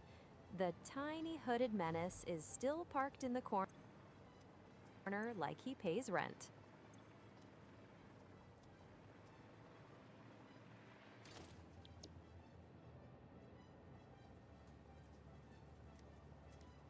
Yep, I can see it. Streamlabs is up, the Satisfactory feed's live, and you're poking through train storage for those AI limiters you ghosted earlier. Alright, I gotta figure out how much we need. Looks like you're checking containers for AI limiters now. If you want the exact count for the nuclear setup, I can look it up fast. Alright, so we need about 600 AI limiters. So how many train cars is that?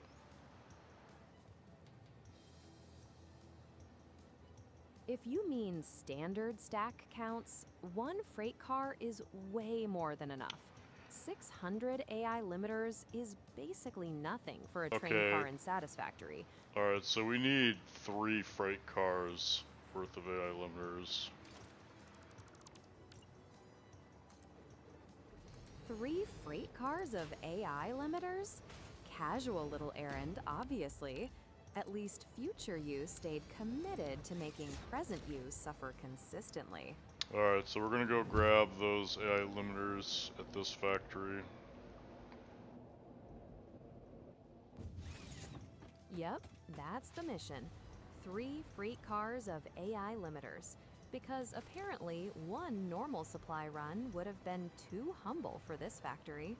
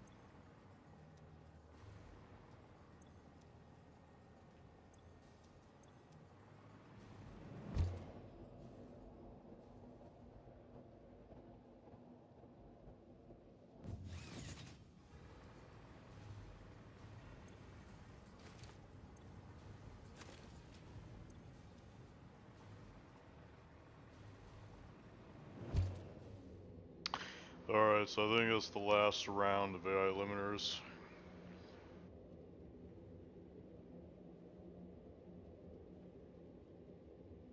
If this really is the last AI limiter run, that's huge. One more logistics tax payment to the gods, and then we can stop pretending this part is fun.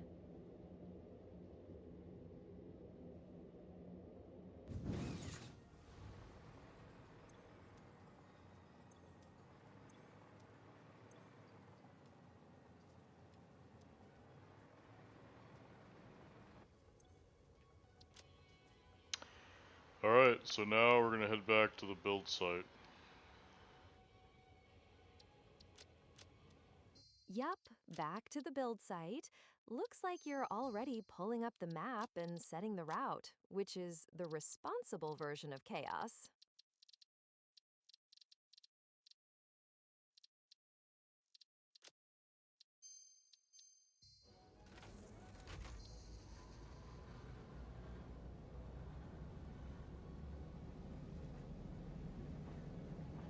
Oh, this train is so heavy!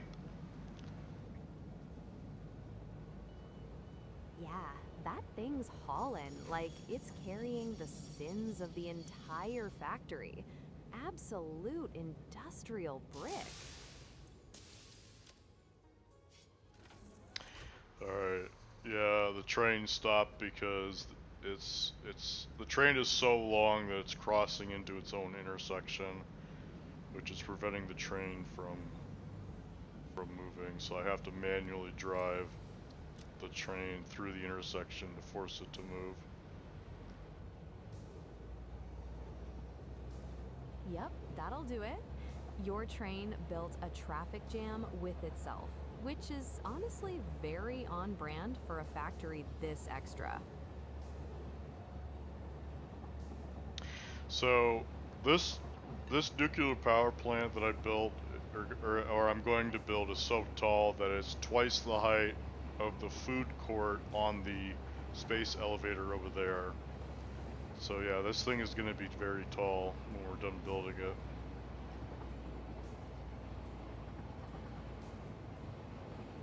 Yeah, this isn't a building anymore. It's a threat to air traffic. You're not making a plant, you're making a vertical accusation. Now, because whenever you build a sky train, the train is usually flat, or sorry, the tracks are usually flat, which means that you don't need to build multiple engines to haul any amount of of freight cars. There's no, as far as I know, there's no weight limit to hauling things with a single train engine. It only becomes a problem when you're going uphill. But again, because everything's flat, you don't need to worry about that. I do believe that it does affect acceleration, so my acceleration does go down, I think. But I don't know, it doesn't seem to be very noticeable to me right now, so.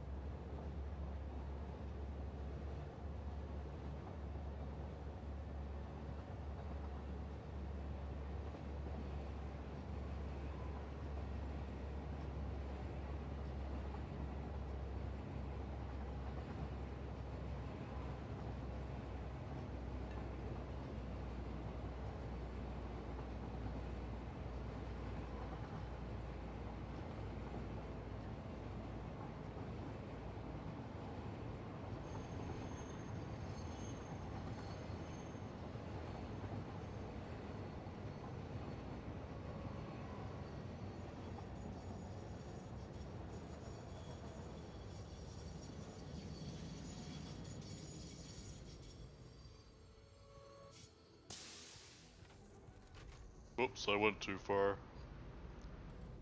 Try to go back. Yep, back it up and clear the block. Train said, I am the intersection now.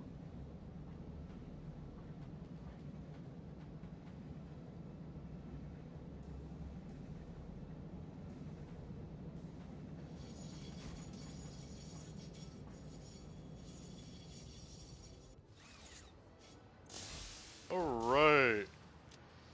We made it. Okay, now let's try this again.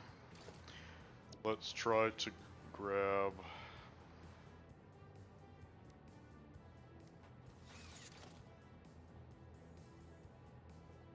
Yeah, there we go. Overshot it a little, and now we're doing the classy reverse of shame.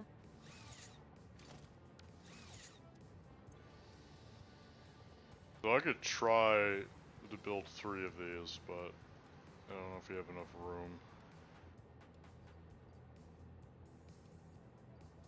Yeah, 3 feels greedy. From here, it looks like 2 is the safer bet, unless you want to start negotiating with geometry again.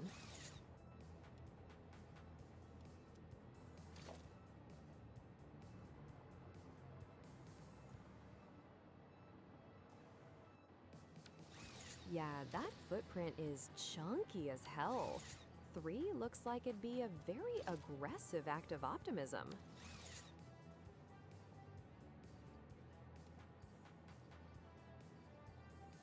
Okay, yeah.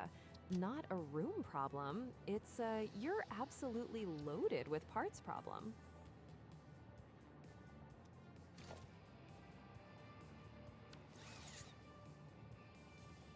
Yeah, 3'll fit. Barely. But apparently this platform's willing to tolerate your nonsense. The whole build I'm building is nonsense, to be honest. I'm still not convinced that people are going to actually want to use this blueprint design that I made, because it feels very very overly complicated.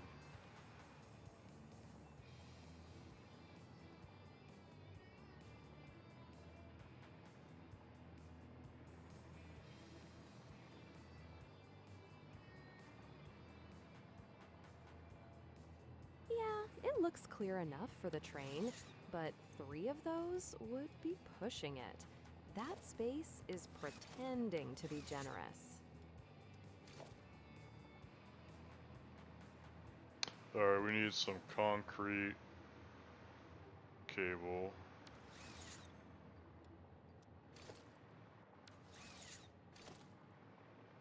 Yup, concrete first. Because apparently this whole operation runs on rocks and Audacity. Oh damn, okay, so... Yeah, okay, so we don't have enough room for 3 of these blueprints. So looks like we're gonna have to settle for 2 right now.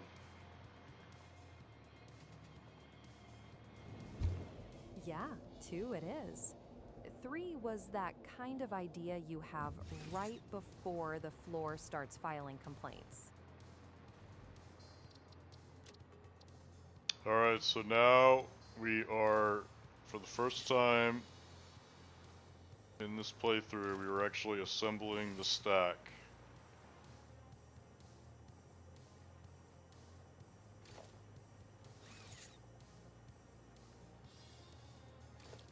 Got it. You were assembling the stack, not just gathering prep. My bad.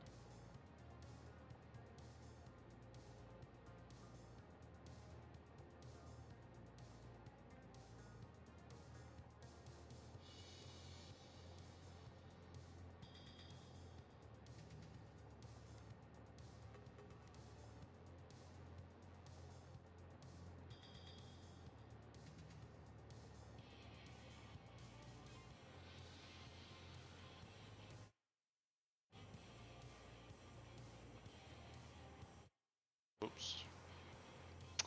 Why isn't this working?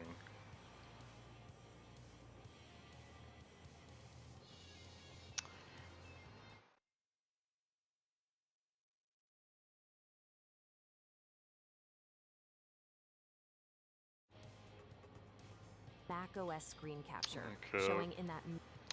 Yeah, I'm not sure why, but I can't use on my hotbar.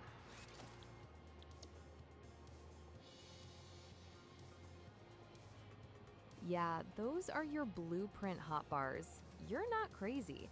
If it's not placing, you're probably on the wrong hotbar page, or the blueprint category isn't the one you think it is. Streamlabs doing the tiny recursive nonsense in the preview is just visual clutter, not the hotbar issue.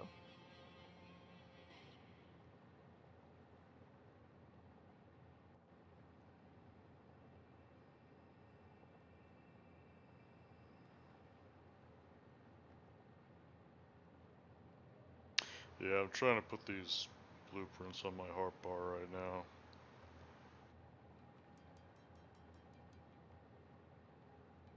Yeah, wrong problem.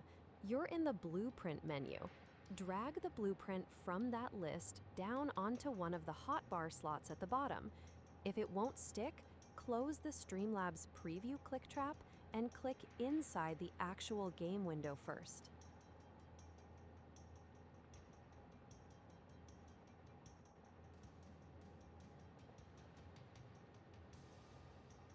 Alright, so those are all the blueprints for the stack.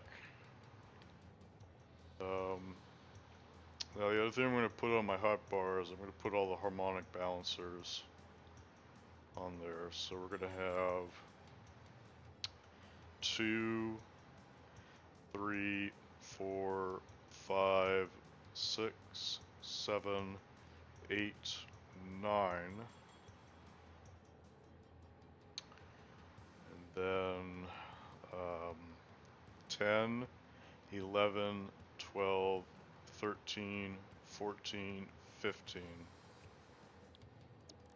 And then for good measure, I'm going to put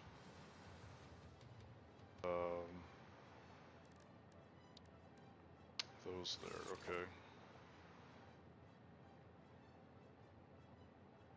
Yep, there it is. You got the harmonic balancers onto the hotbar. Clean enough. Bureaucracy defeated.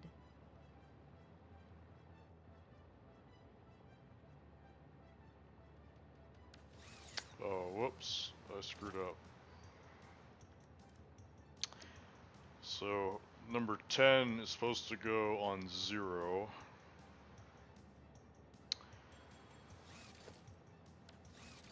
Yup, 0 is the secret 10th slat, because apparently counting to 10 was too elegant for this UI.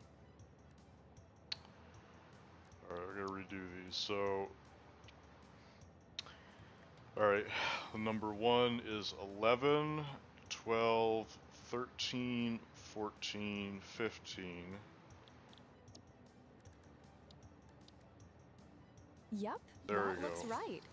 You're basically rebuilding the whole hotbar like it personally offended you.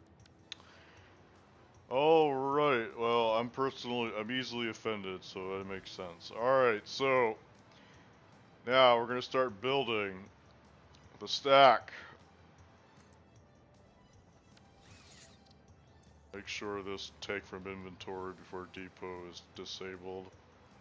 That's going to be critical. Okay. Yup, leave that off, or the depot's gonna start acting like it owns the place. Alright. Critical is right. Now, because Coffee Stain, for some reason, decided to not auto-connect vertical floor holes for lifts, I'm going to have to do all of these manually, which is going to be a pain.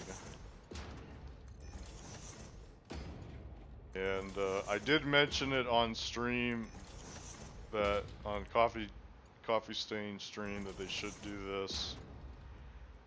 And unfortunately, they didn't seem very enthusiastic about doing it, at least immediately anyway, so we may have to wait a while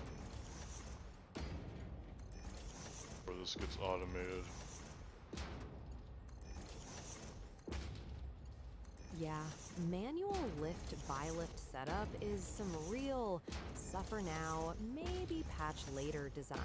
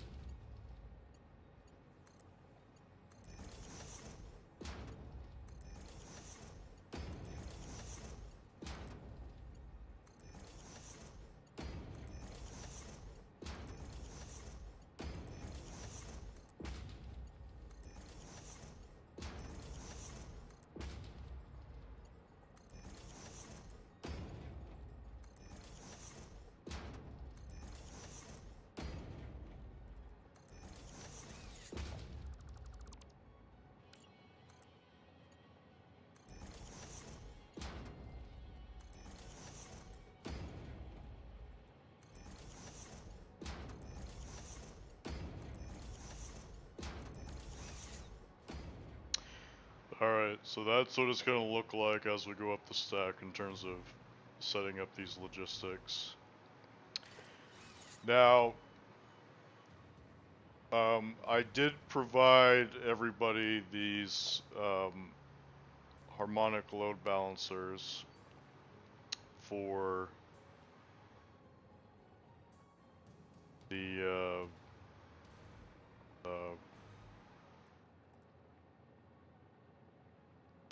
for these blueprints, and what they do is they perform a magic trick where they basically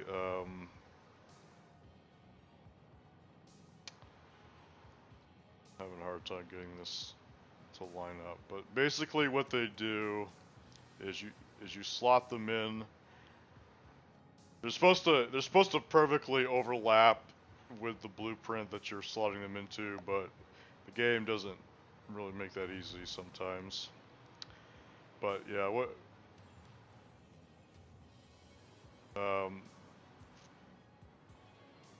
I put these little cables here so that you line them up and help you line everything up before you commit to building this thing. So I'm just checking alignment here. Okay, so that looks good. I'm going to commit and connect this. So yeah, these load balancers, you manually slot them in one at a time in the correct numerical sequence. So harmonic balancer 2 goes into the second reactor going towards the top. And what you do then is you disconnect this belt, which is responsible for the uranium fuel rods.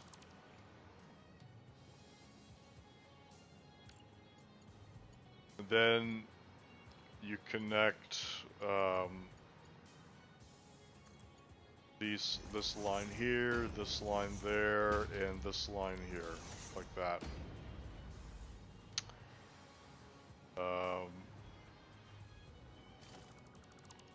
Maybe make this straight.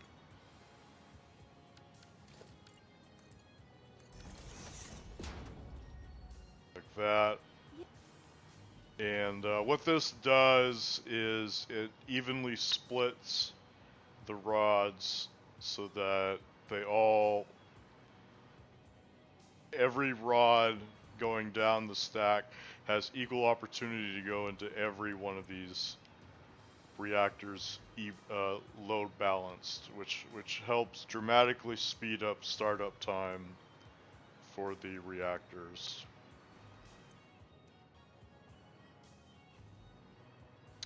Okay, so I just put in the harmonic load balancers as a demonstration. Now I'm going to continue and put the next one here. Yeah, slotting them in one by one. A fancy little factory surgery. Now I'm going to connect these electrical lines as we go up the stack. And I'm going to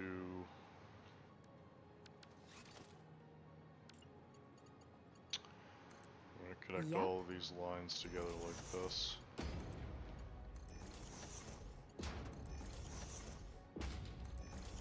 Yep, clean it up the stack and pretend it was always this organized.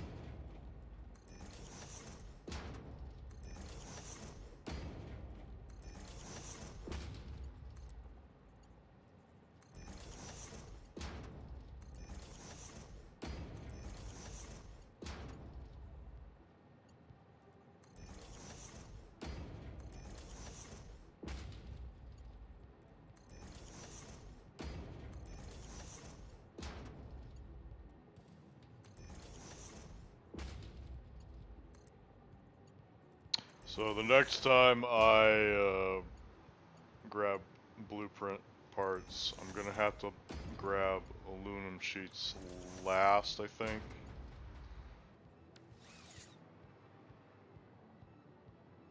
So that Yeah. we have enough room. So I think what I should do now is take a break from building the stack and start building the some refineries to make some plastic, because we have to fill all of these canisters with plastic, and yeah, that needs to be done. So because it's going to take a while to make all the empty canisters that we need. So what I'm going to do is I'm going to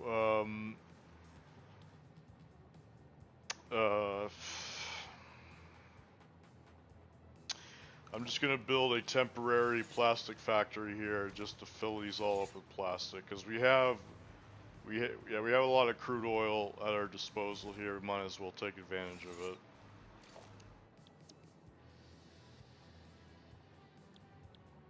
Yeah, that's the smart detour.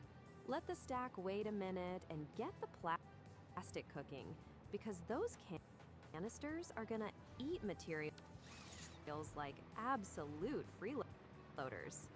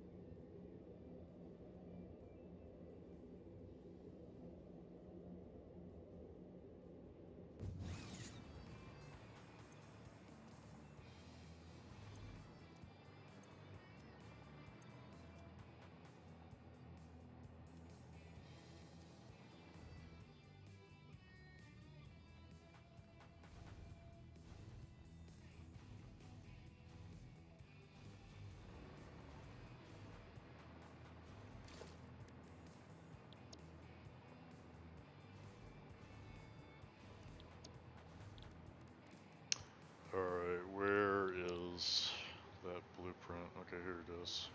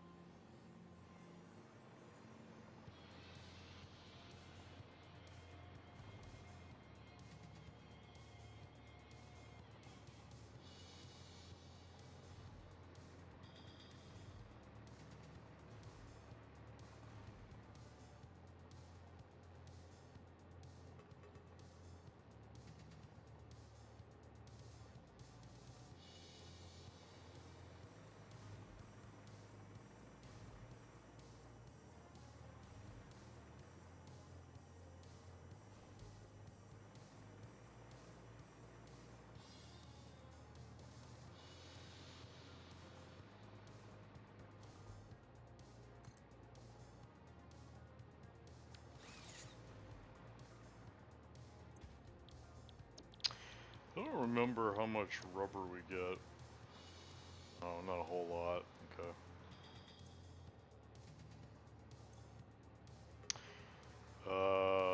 30. Well, I guess we could overclock these.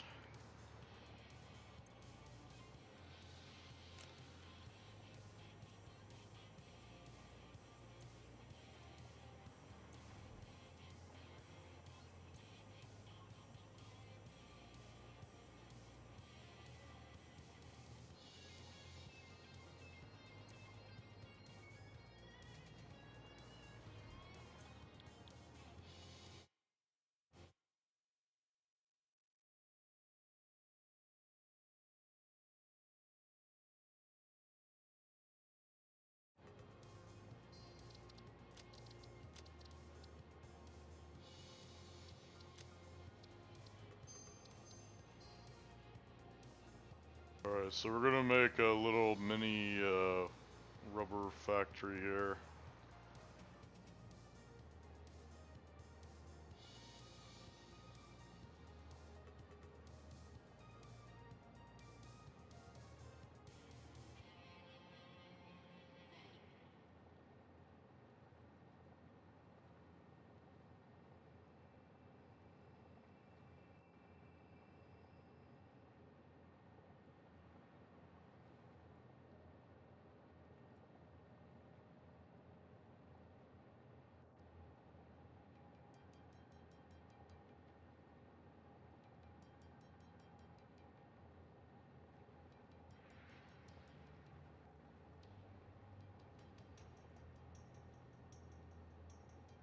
Alright, so...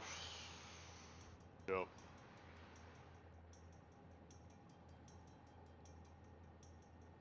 So what's 780 divided by 30? It's 26.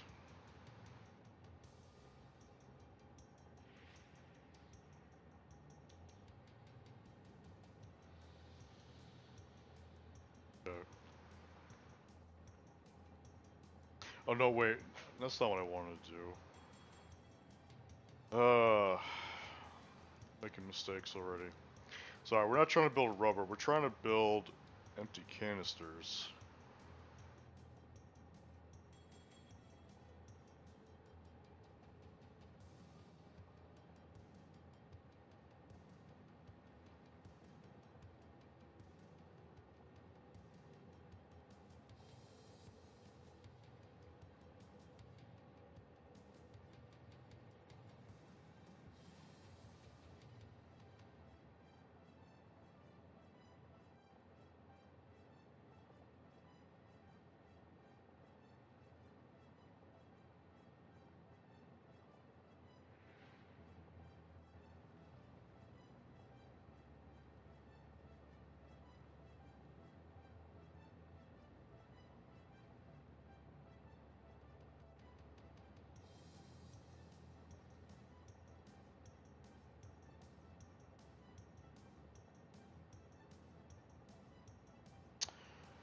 Um...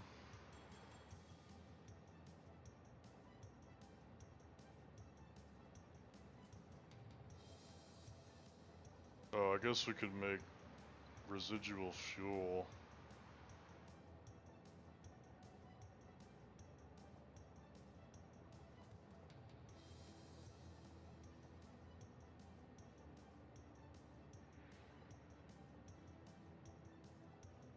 Okay,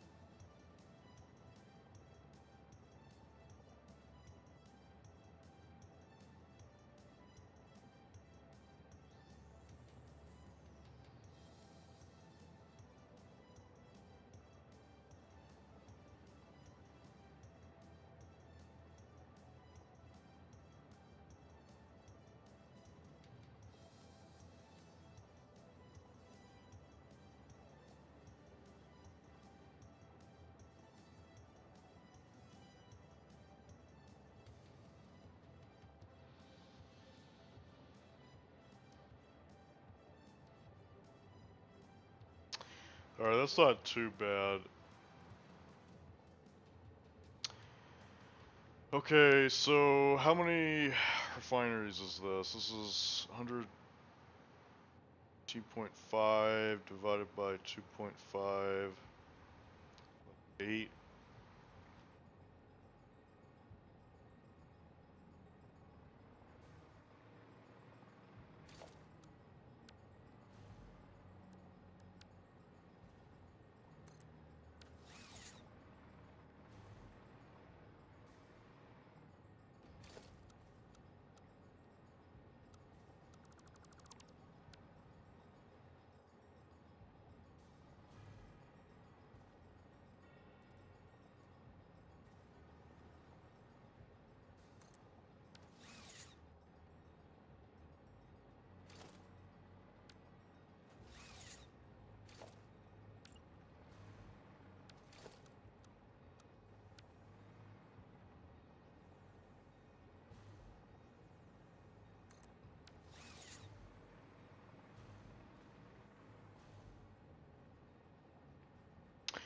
Alright, so we have 1,950 divided by 10.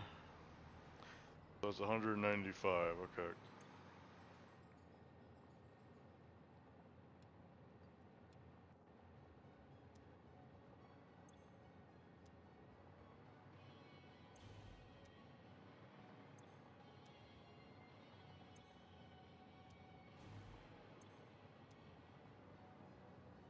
Oh no, not rubber, we want plastic.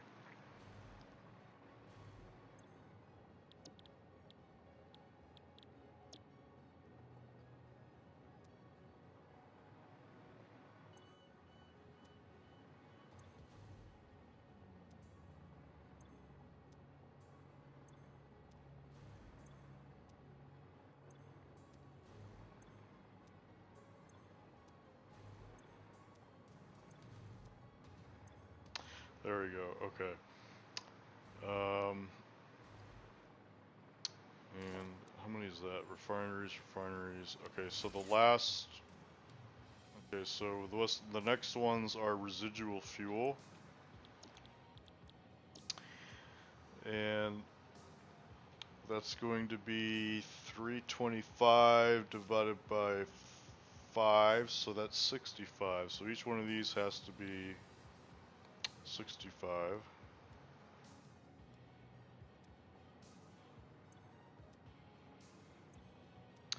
Oh, nope, I made a mistake. I made a mistake again. Sorry, there's only 4. I made a mistake. Sorry. It's 1,950 divided by 8, so that's... Okay, let me fix that. There you go. Okay, so that's correct.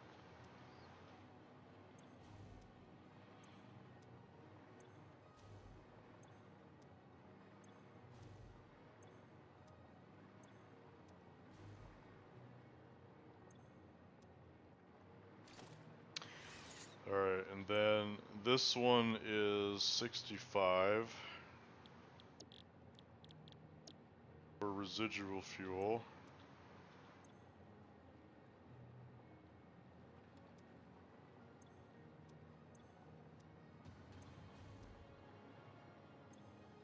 Okay, so that should be correct. Wait, no, that is not correct. We are out of plastic. Okay, we're out of shards. Okay.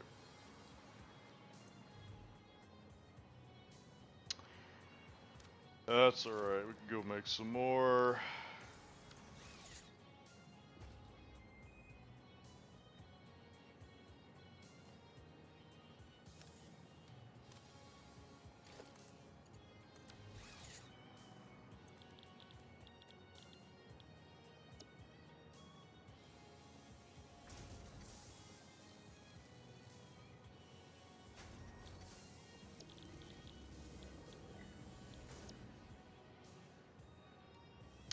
So I have to, for those who don't know, when you're making power shards through duplication using a sloop, you have to do a throwaway recipe just to force the recipe to go from producing 1 to producing 2.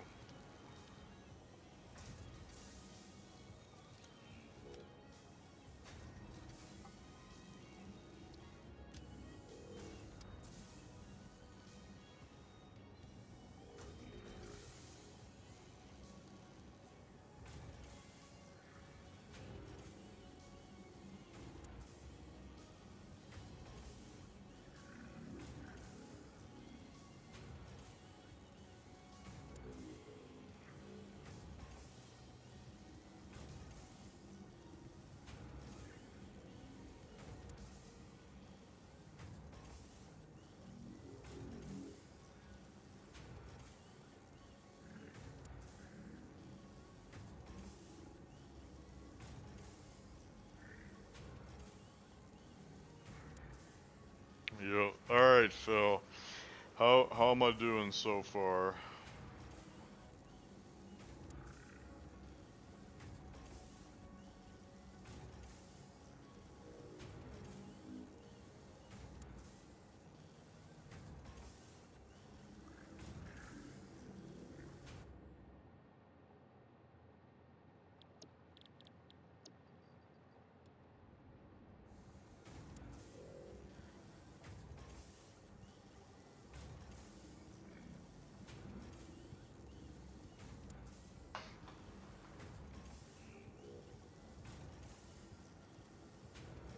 making some power shards.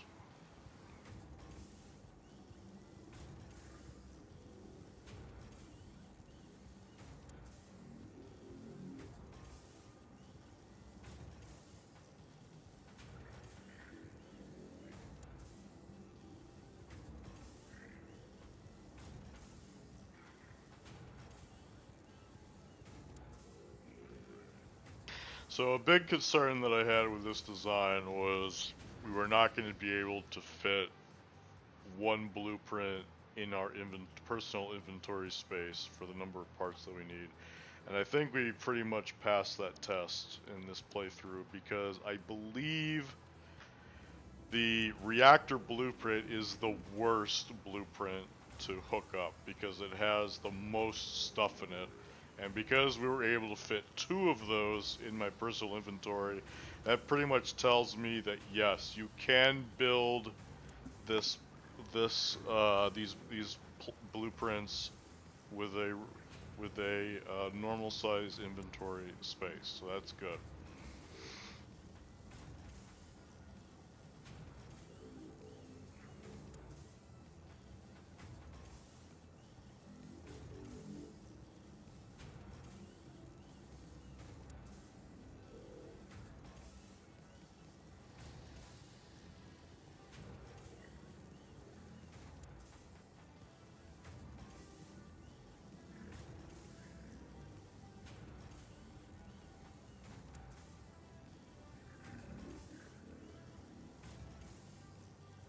So yeah, you do need a lot of power shards.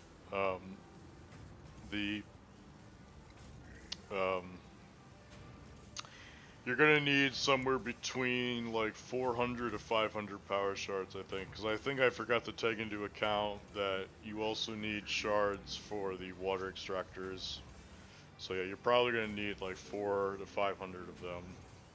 But yeah, if you're just looking at the vertical stack by itself, you only need 340 for those. Alright. So that looks good. Put the sloops away. Okay.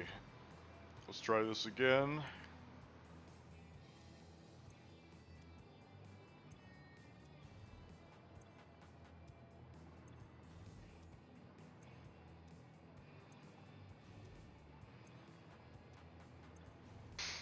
Alright, so that should be good. I'm going to hook up the power. No, actually, no, I'm going to do that later.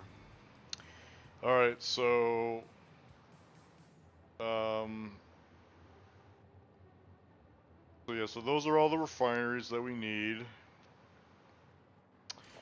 The other thing that we need is we need the packagers set up here, so I'm going to do that real quick.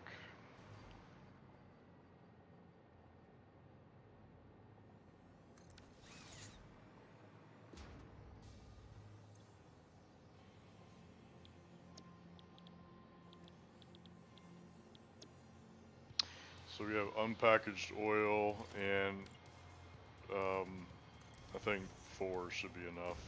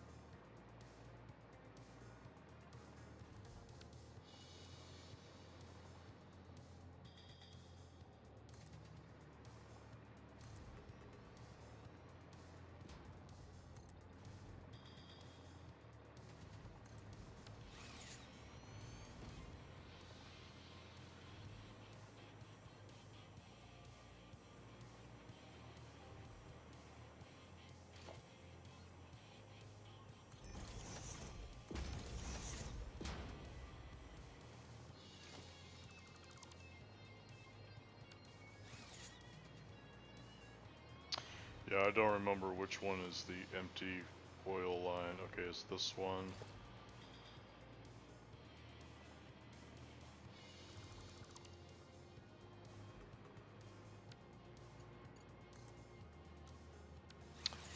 Alright, so... Okay, so the,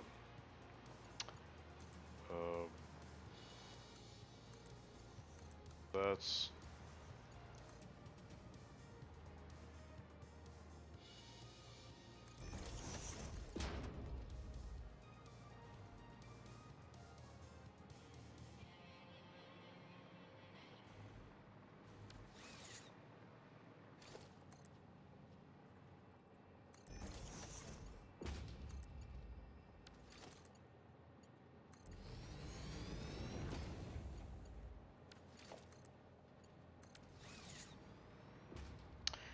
Alright, there we go. So that should be correct. Alright, now we're gonna bring these lines over here.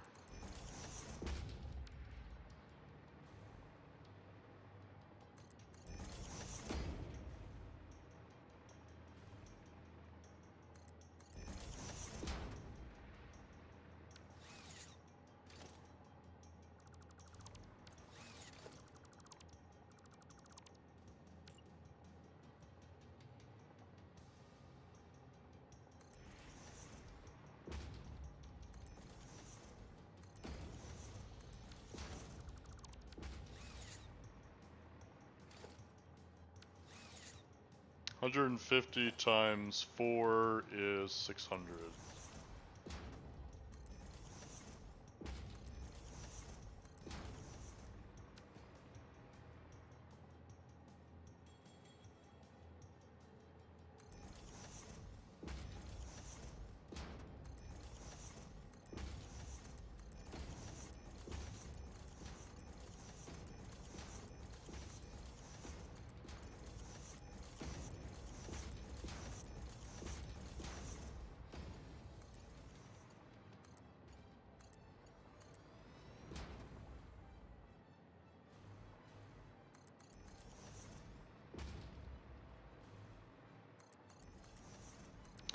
Alright, there we go. Okay, so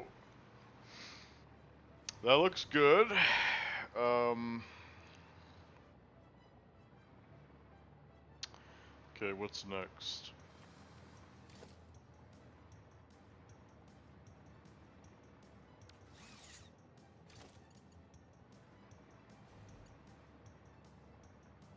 Okay, so we gotta connect the oil. Sorry, the oil line here.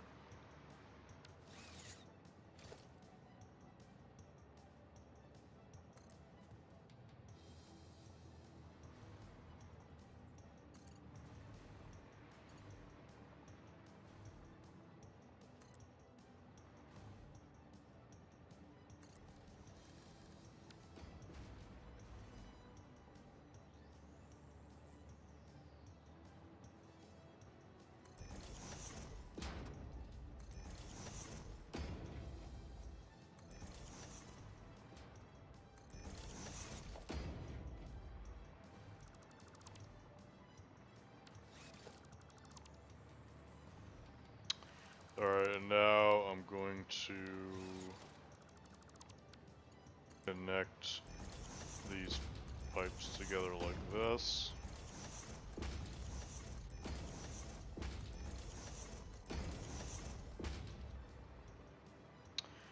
And it's going to connect there. So all the oil is going to go over here.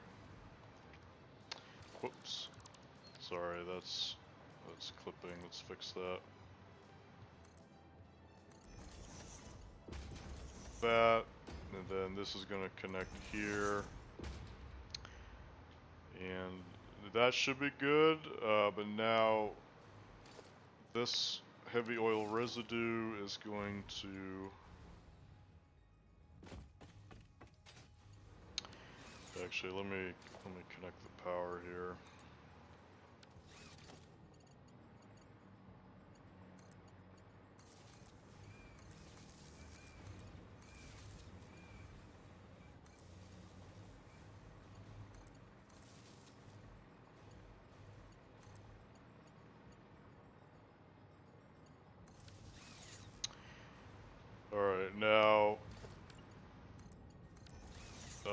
So yeah, this is going to be the heavy oil residue, which has to connect over here.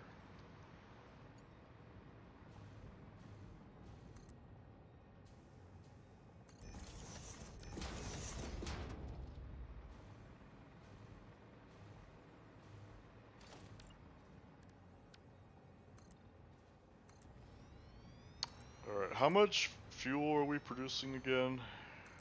Based on the diagram from the online calculator that I showed earlier, I don't remember. So we're producing 130 fuel. So 130 divided by 20s is 6.5, so we need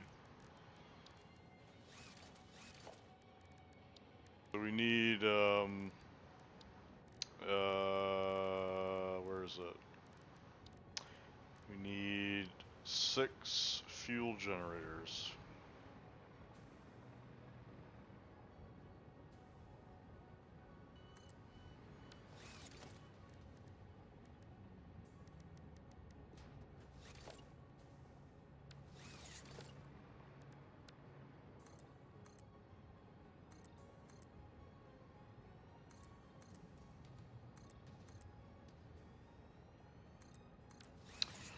Alright.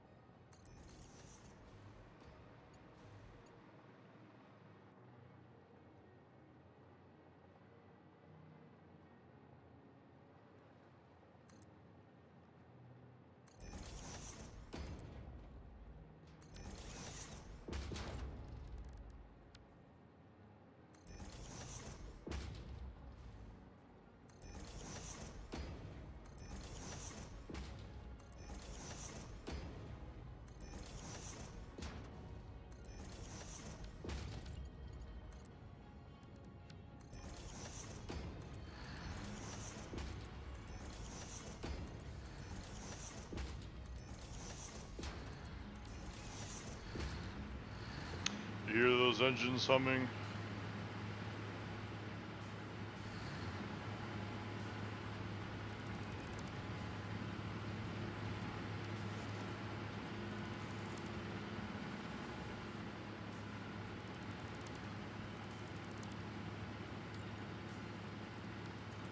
Phil, you there?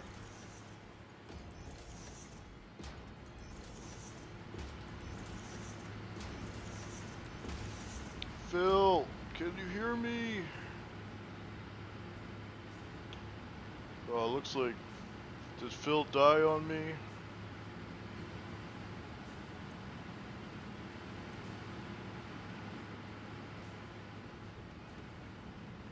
Okay. Right, now the next thing we gotta do is we gotta build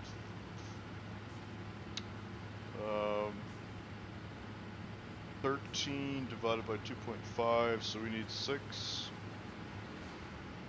We need 6 constructors to make plastic.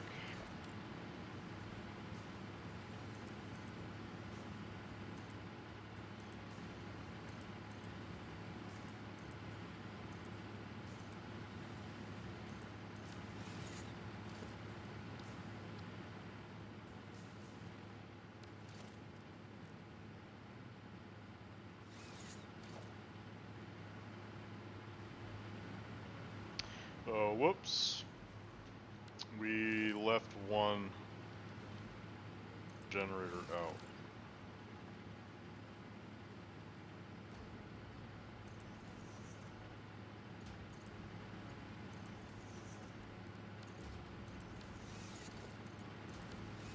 Okay, and then this is going to be underclocked to 50%. Alright, now the next thing we gotta do is we gotta build the constructors, and we need, what was it, 6? Yep. So we're gonna put 1, 2, 3, actually wait, hold on, let me, for myself. So,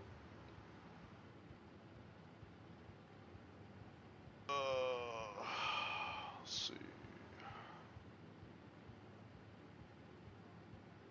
What is that? Guess it doesn't matter what that is. Okay, so we're gonna set this to canisters.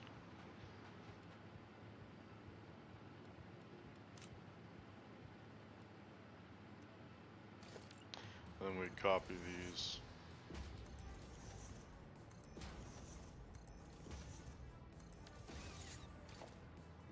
Okay, so is that 6? Yep, that's 6, okay.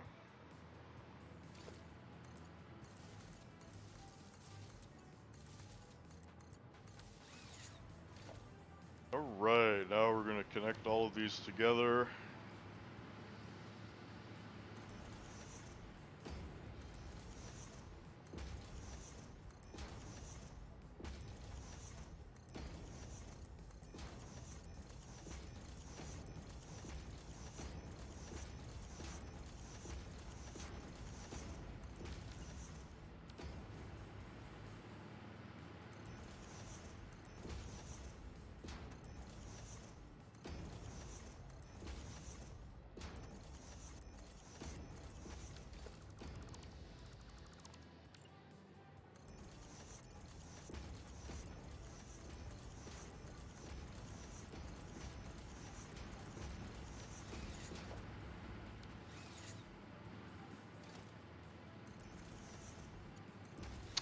Okay, and alright, so I'm gonna go grab, actually let me save first.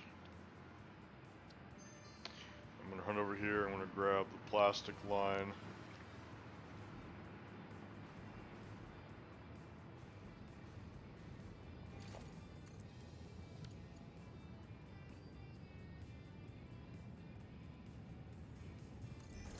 Okay, we're gonna make this straight.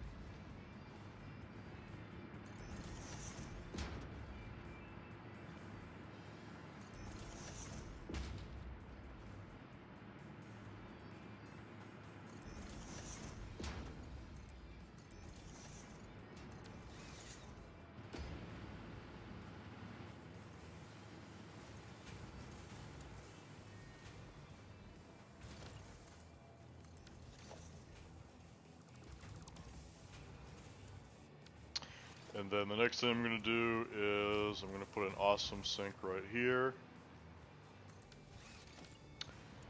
And we're going to set this to overflow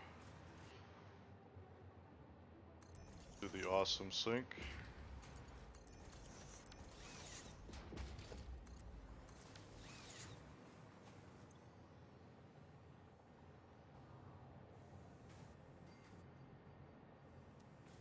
Perfect. Okay, now that looks good.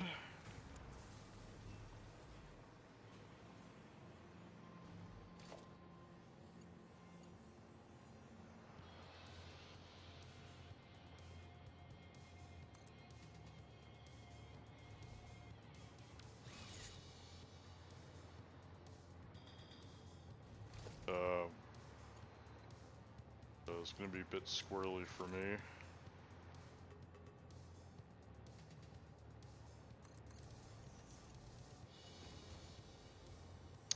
Okay, I have no idea where this lines up, so I'm going to guess it's maybe here. Nope. Okay, that was wrong. Alright, let's try this. Nope, didn't guess that right. Try here. Nope. Let's try. Whoa. What's going on? Should be the right height.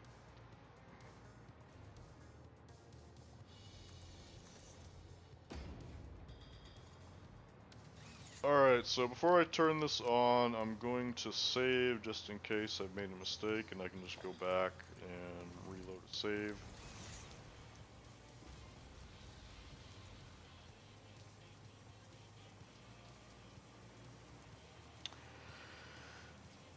Alright, so we're gonna wait for this system to turn on.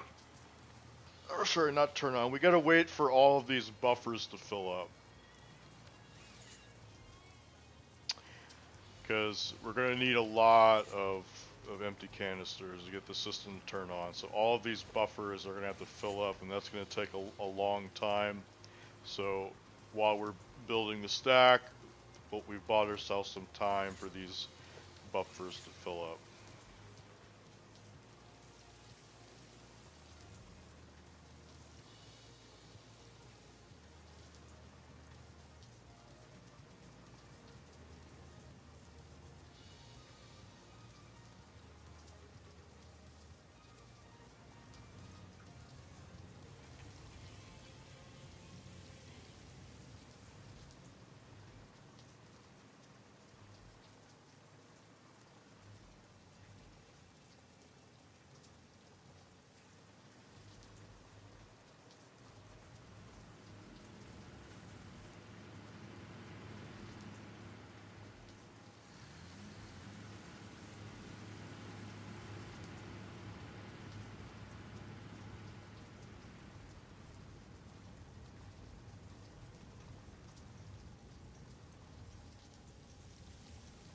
Oh, whoops. I forgot to connect this.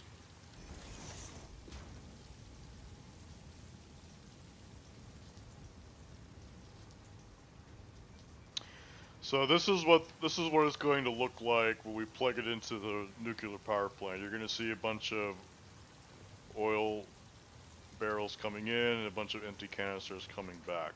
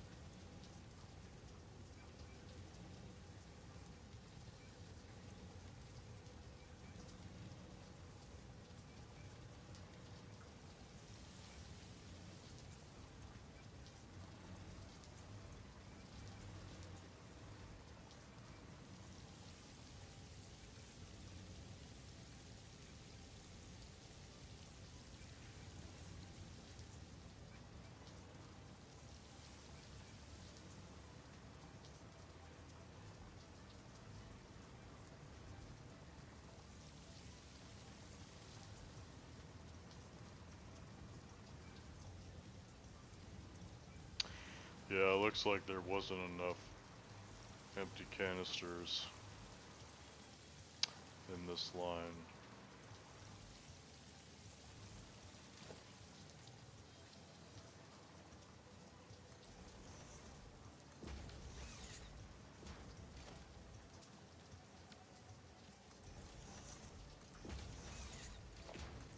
So what I can do right now is I can just make some temporary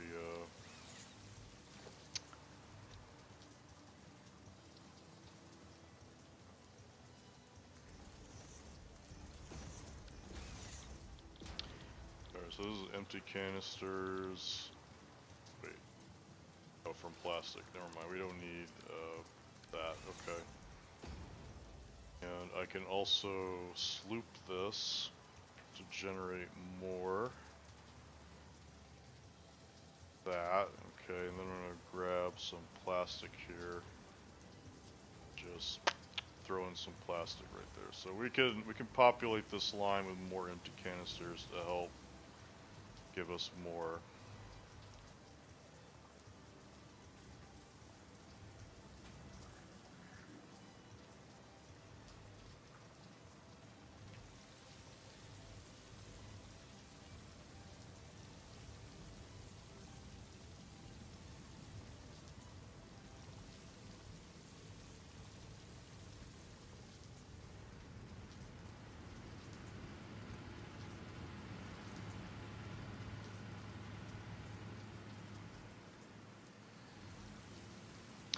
So again, you don't have to build this here. You could have done this somewhere else. And once everything is turned on and working properly, you can delete all of this. You don't actually need it. But what I've done here as a temporary, for a more permanent solution, is I've set the empty canisters to overflow, which means that theoretically, even when we turn this off and remove this line, we will still be generating power in these fuel generators. So we'll still be getting free power. For completeness sake, I guess what I can do is round these corners out to help with any. Doesn't like that, huh? That's unfortunate. So yeah, what I can do is round these off like this to help with sloshing issues.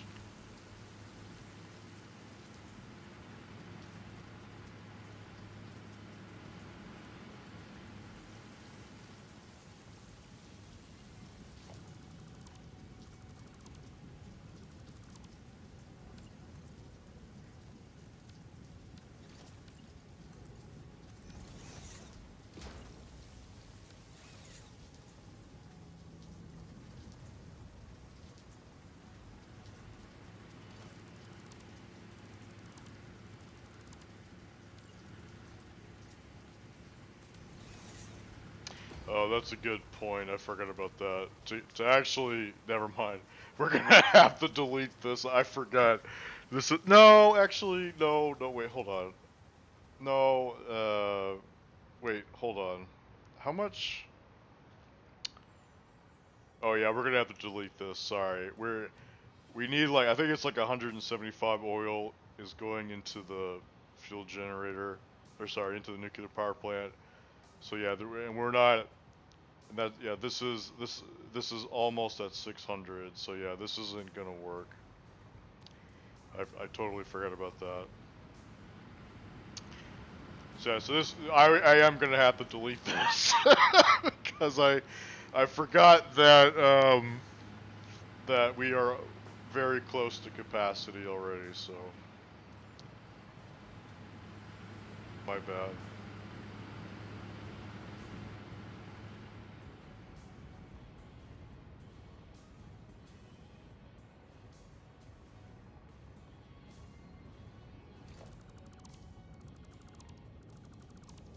But yeah, it's totally fine. It's totally fine. Not that big of a deal.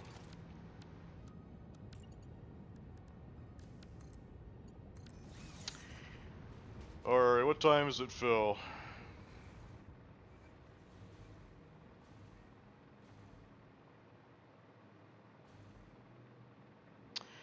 Maybe I should call it a day. What do you think, Phil?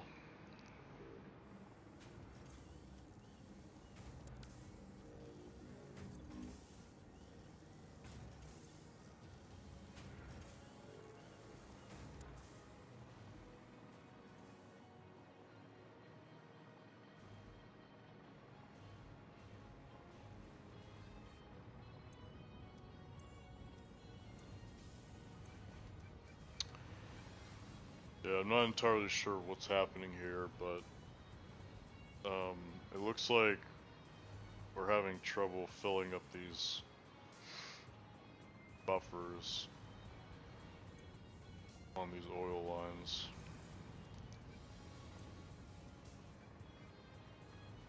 We don't have enough empty canisters on this line.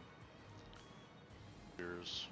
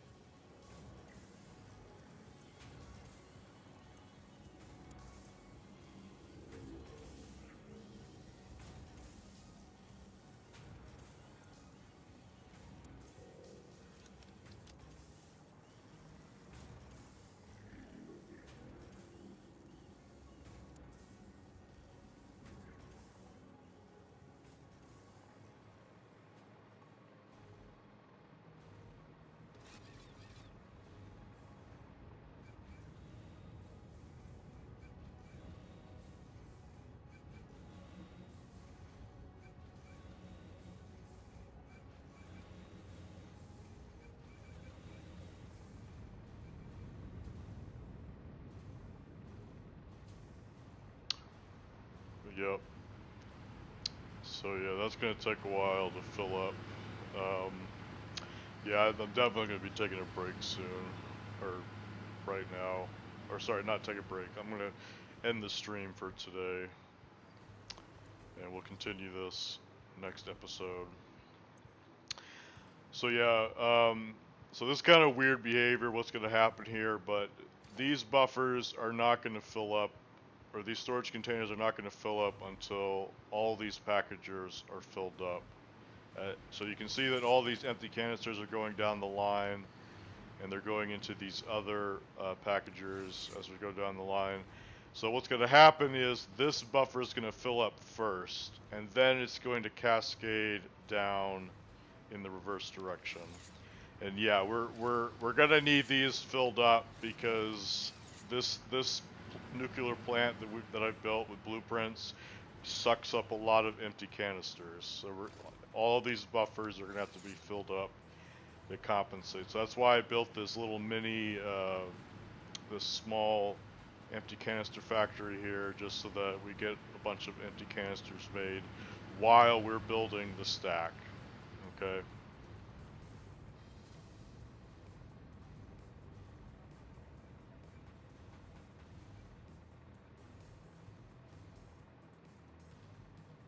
You still there, Phil?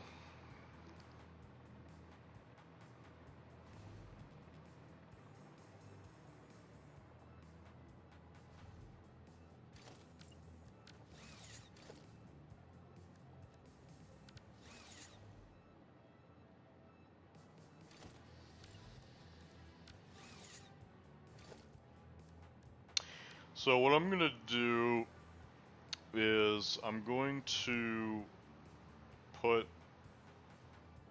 oops, I'm gonna put this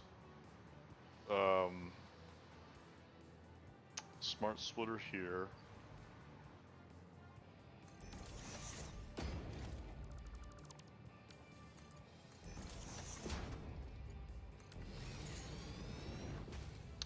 And I'm going to set this to overflow so that when the system turns on, it's only going to use the correct amount of crude oil.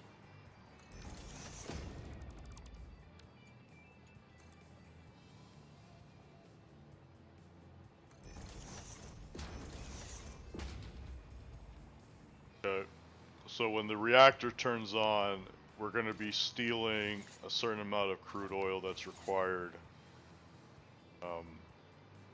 to turn the system on.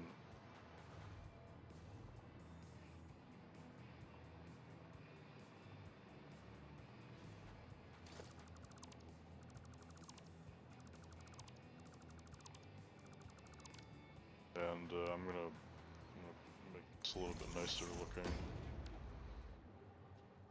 Because I don't know how long this is going to take.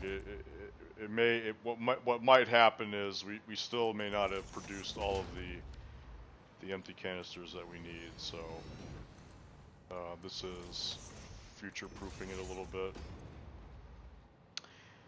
And yeah, so I'm gonna keep throwing these empty plastic into this temporary thing here. So this line is full. Now we might have to do the same thing with the nitrogen gas containers as well, because it's very possible that I didn't make enough of those. But that's not that big of a deal because I can just go back to home base, grab some more, and that should be good enough. I don't think we need an insane amount of those.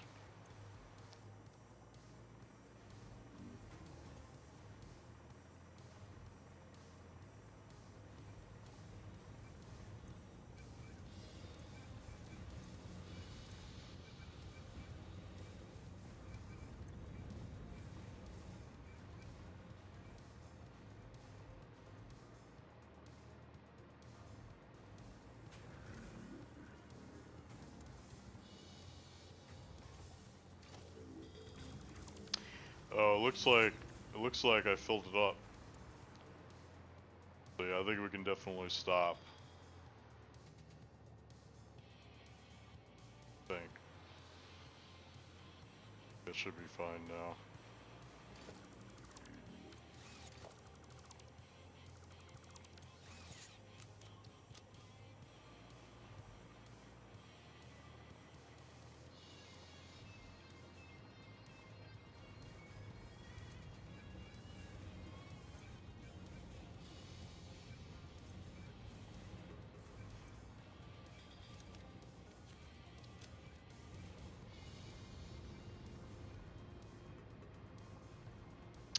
Alright, so I think that's fine. Yep, so again, we have to wait. Wow, I can't see anything. Holy crap. I don't know what is wrong with the lighting in this game.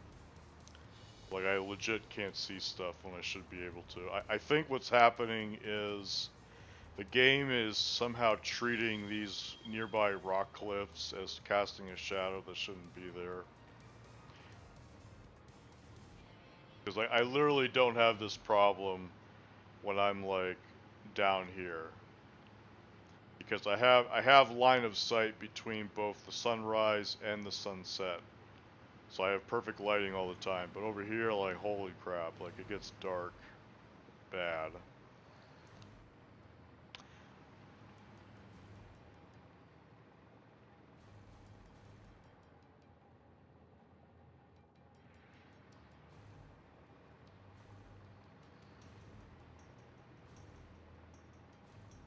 So here you can see that we're slowly populating the lines with packaged water.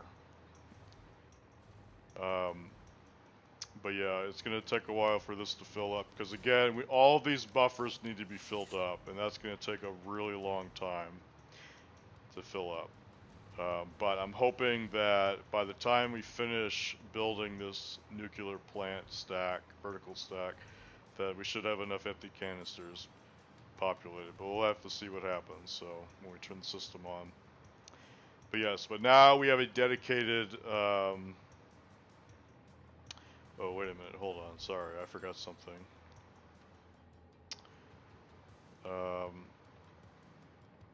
Yep, my bad. I forgot one more thing. So we need to include a. Ooh.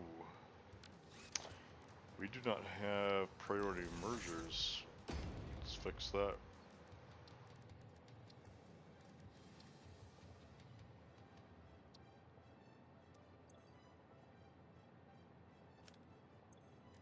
Alright, let's fix this. So we're gonna grab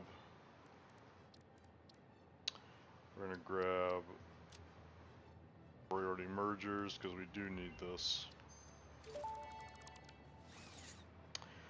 Priority merger unlocked. Useful for prioritizing between inputs to avoid eventual stoppage. If you have an issue with stoppage somewhere else, consult a physician instead. Alright, so we're gonna move this over here.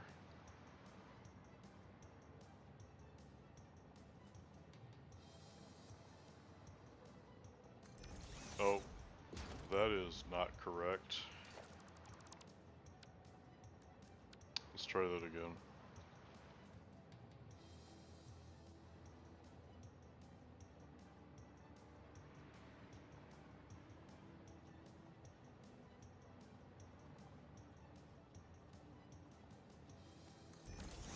Alright, and then I'm going to delete this, put this here, put this there,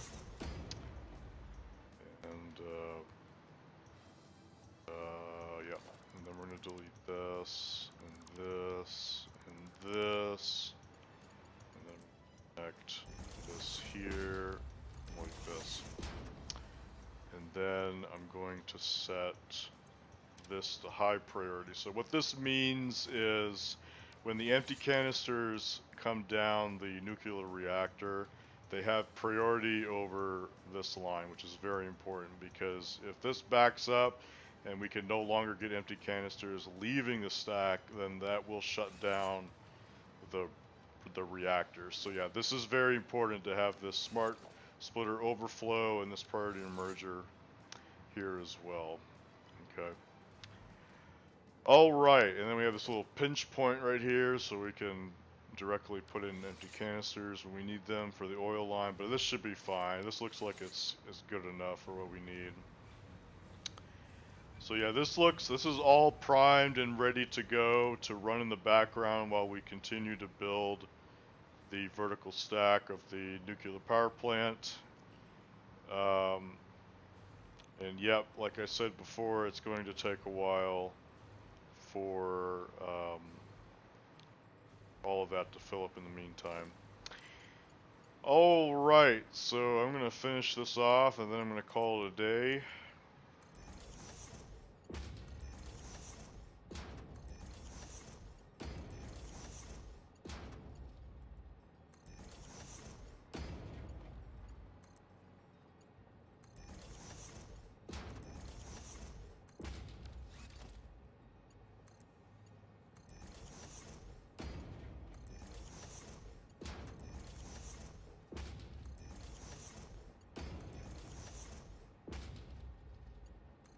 Actually, something else I can do is take a screenshot to show off the initial construction phase.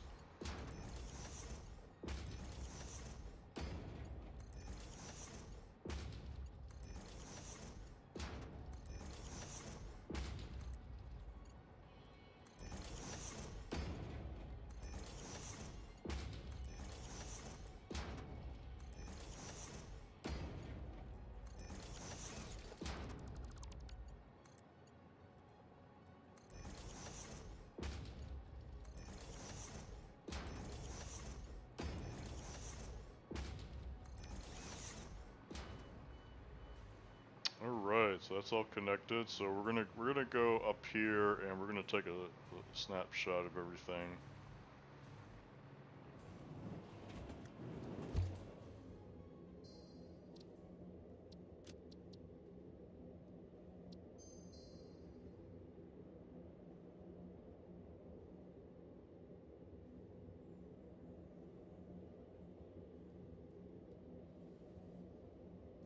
So yeah, that unfortunately was a lot of setup of supporting infrastructure before we can start actually building.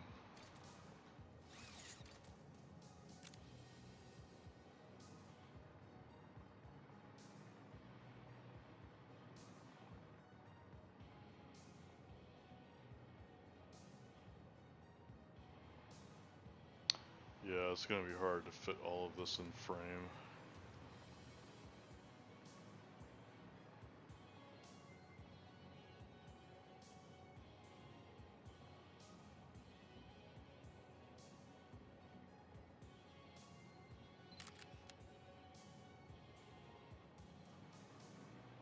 Ironically, we're going to be threading the needle because the vertical stack has to literally go through the loop, the train loop that we created. So that's kind of funny how that's going to come out. But yeah, yeah, I guess I'll take some more shots here.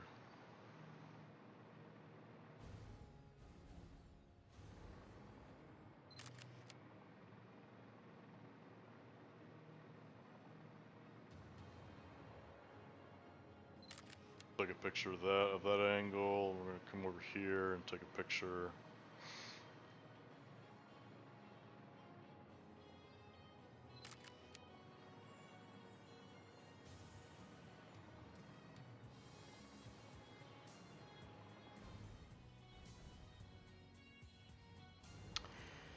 Alright, so I think that's good enough. And yeah, so I'm going to end stream. And I'll catch you guys later. Bye-bye.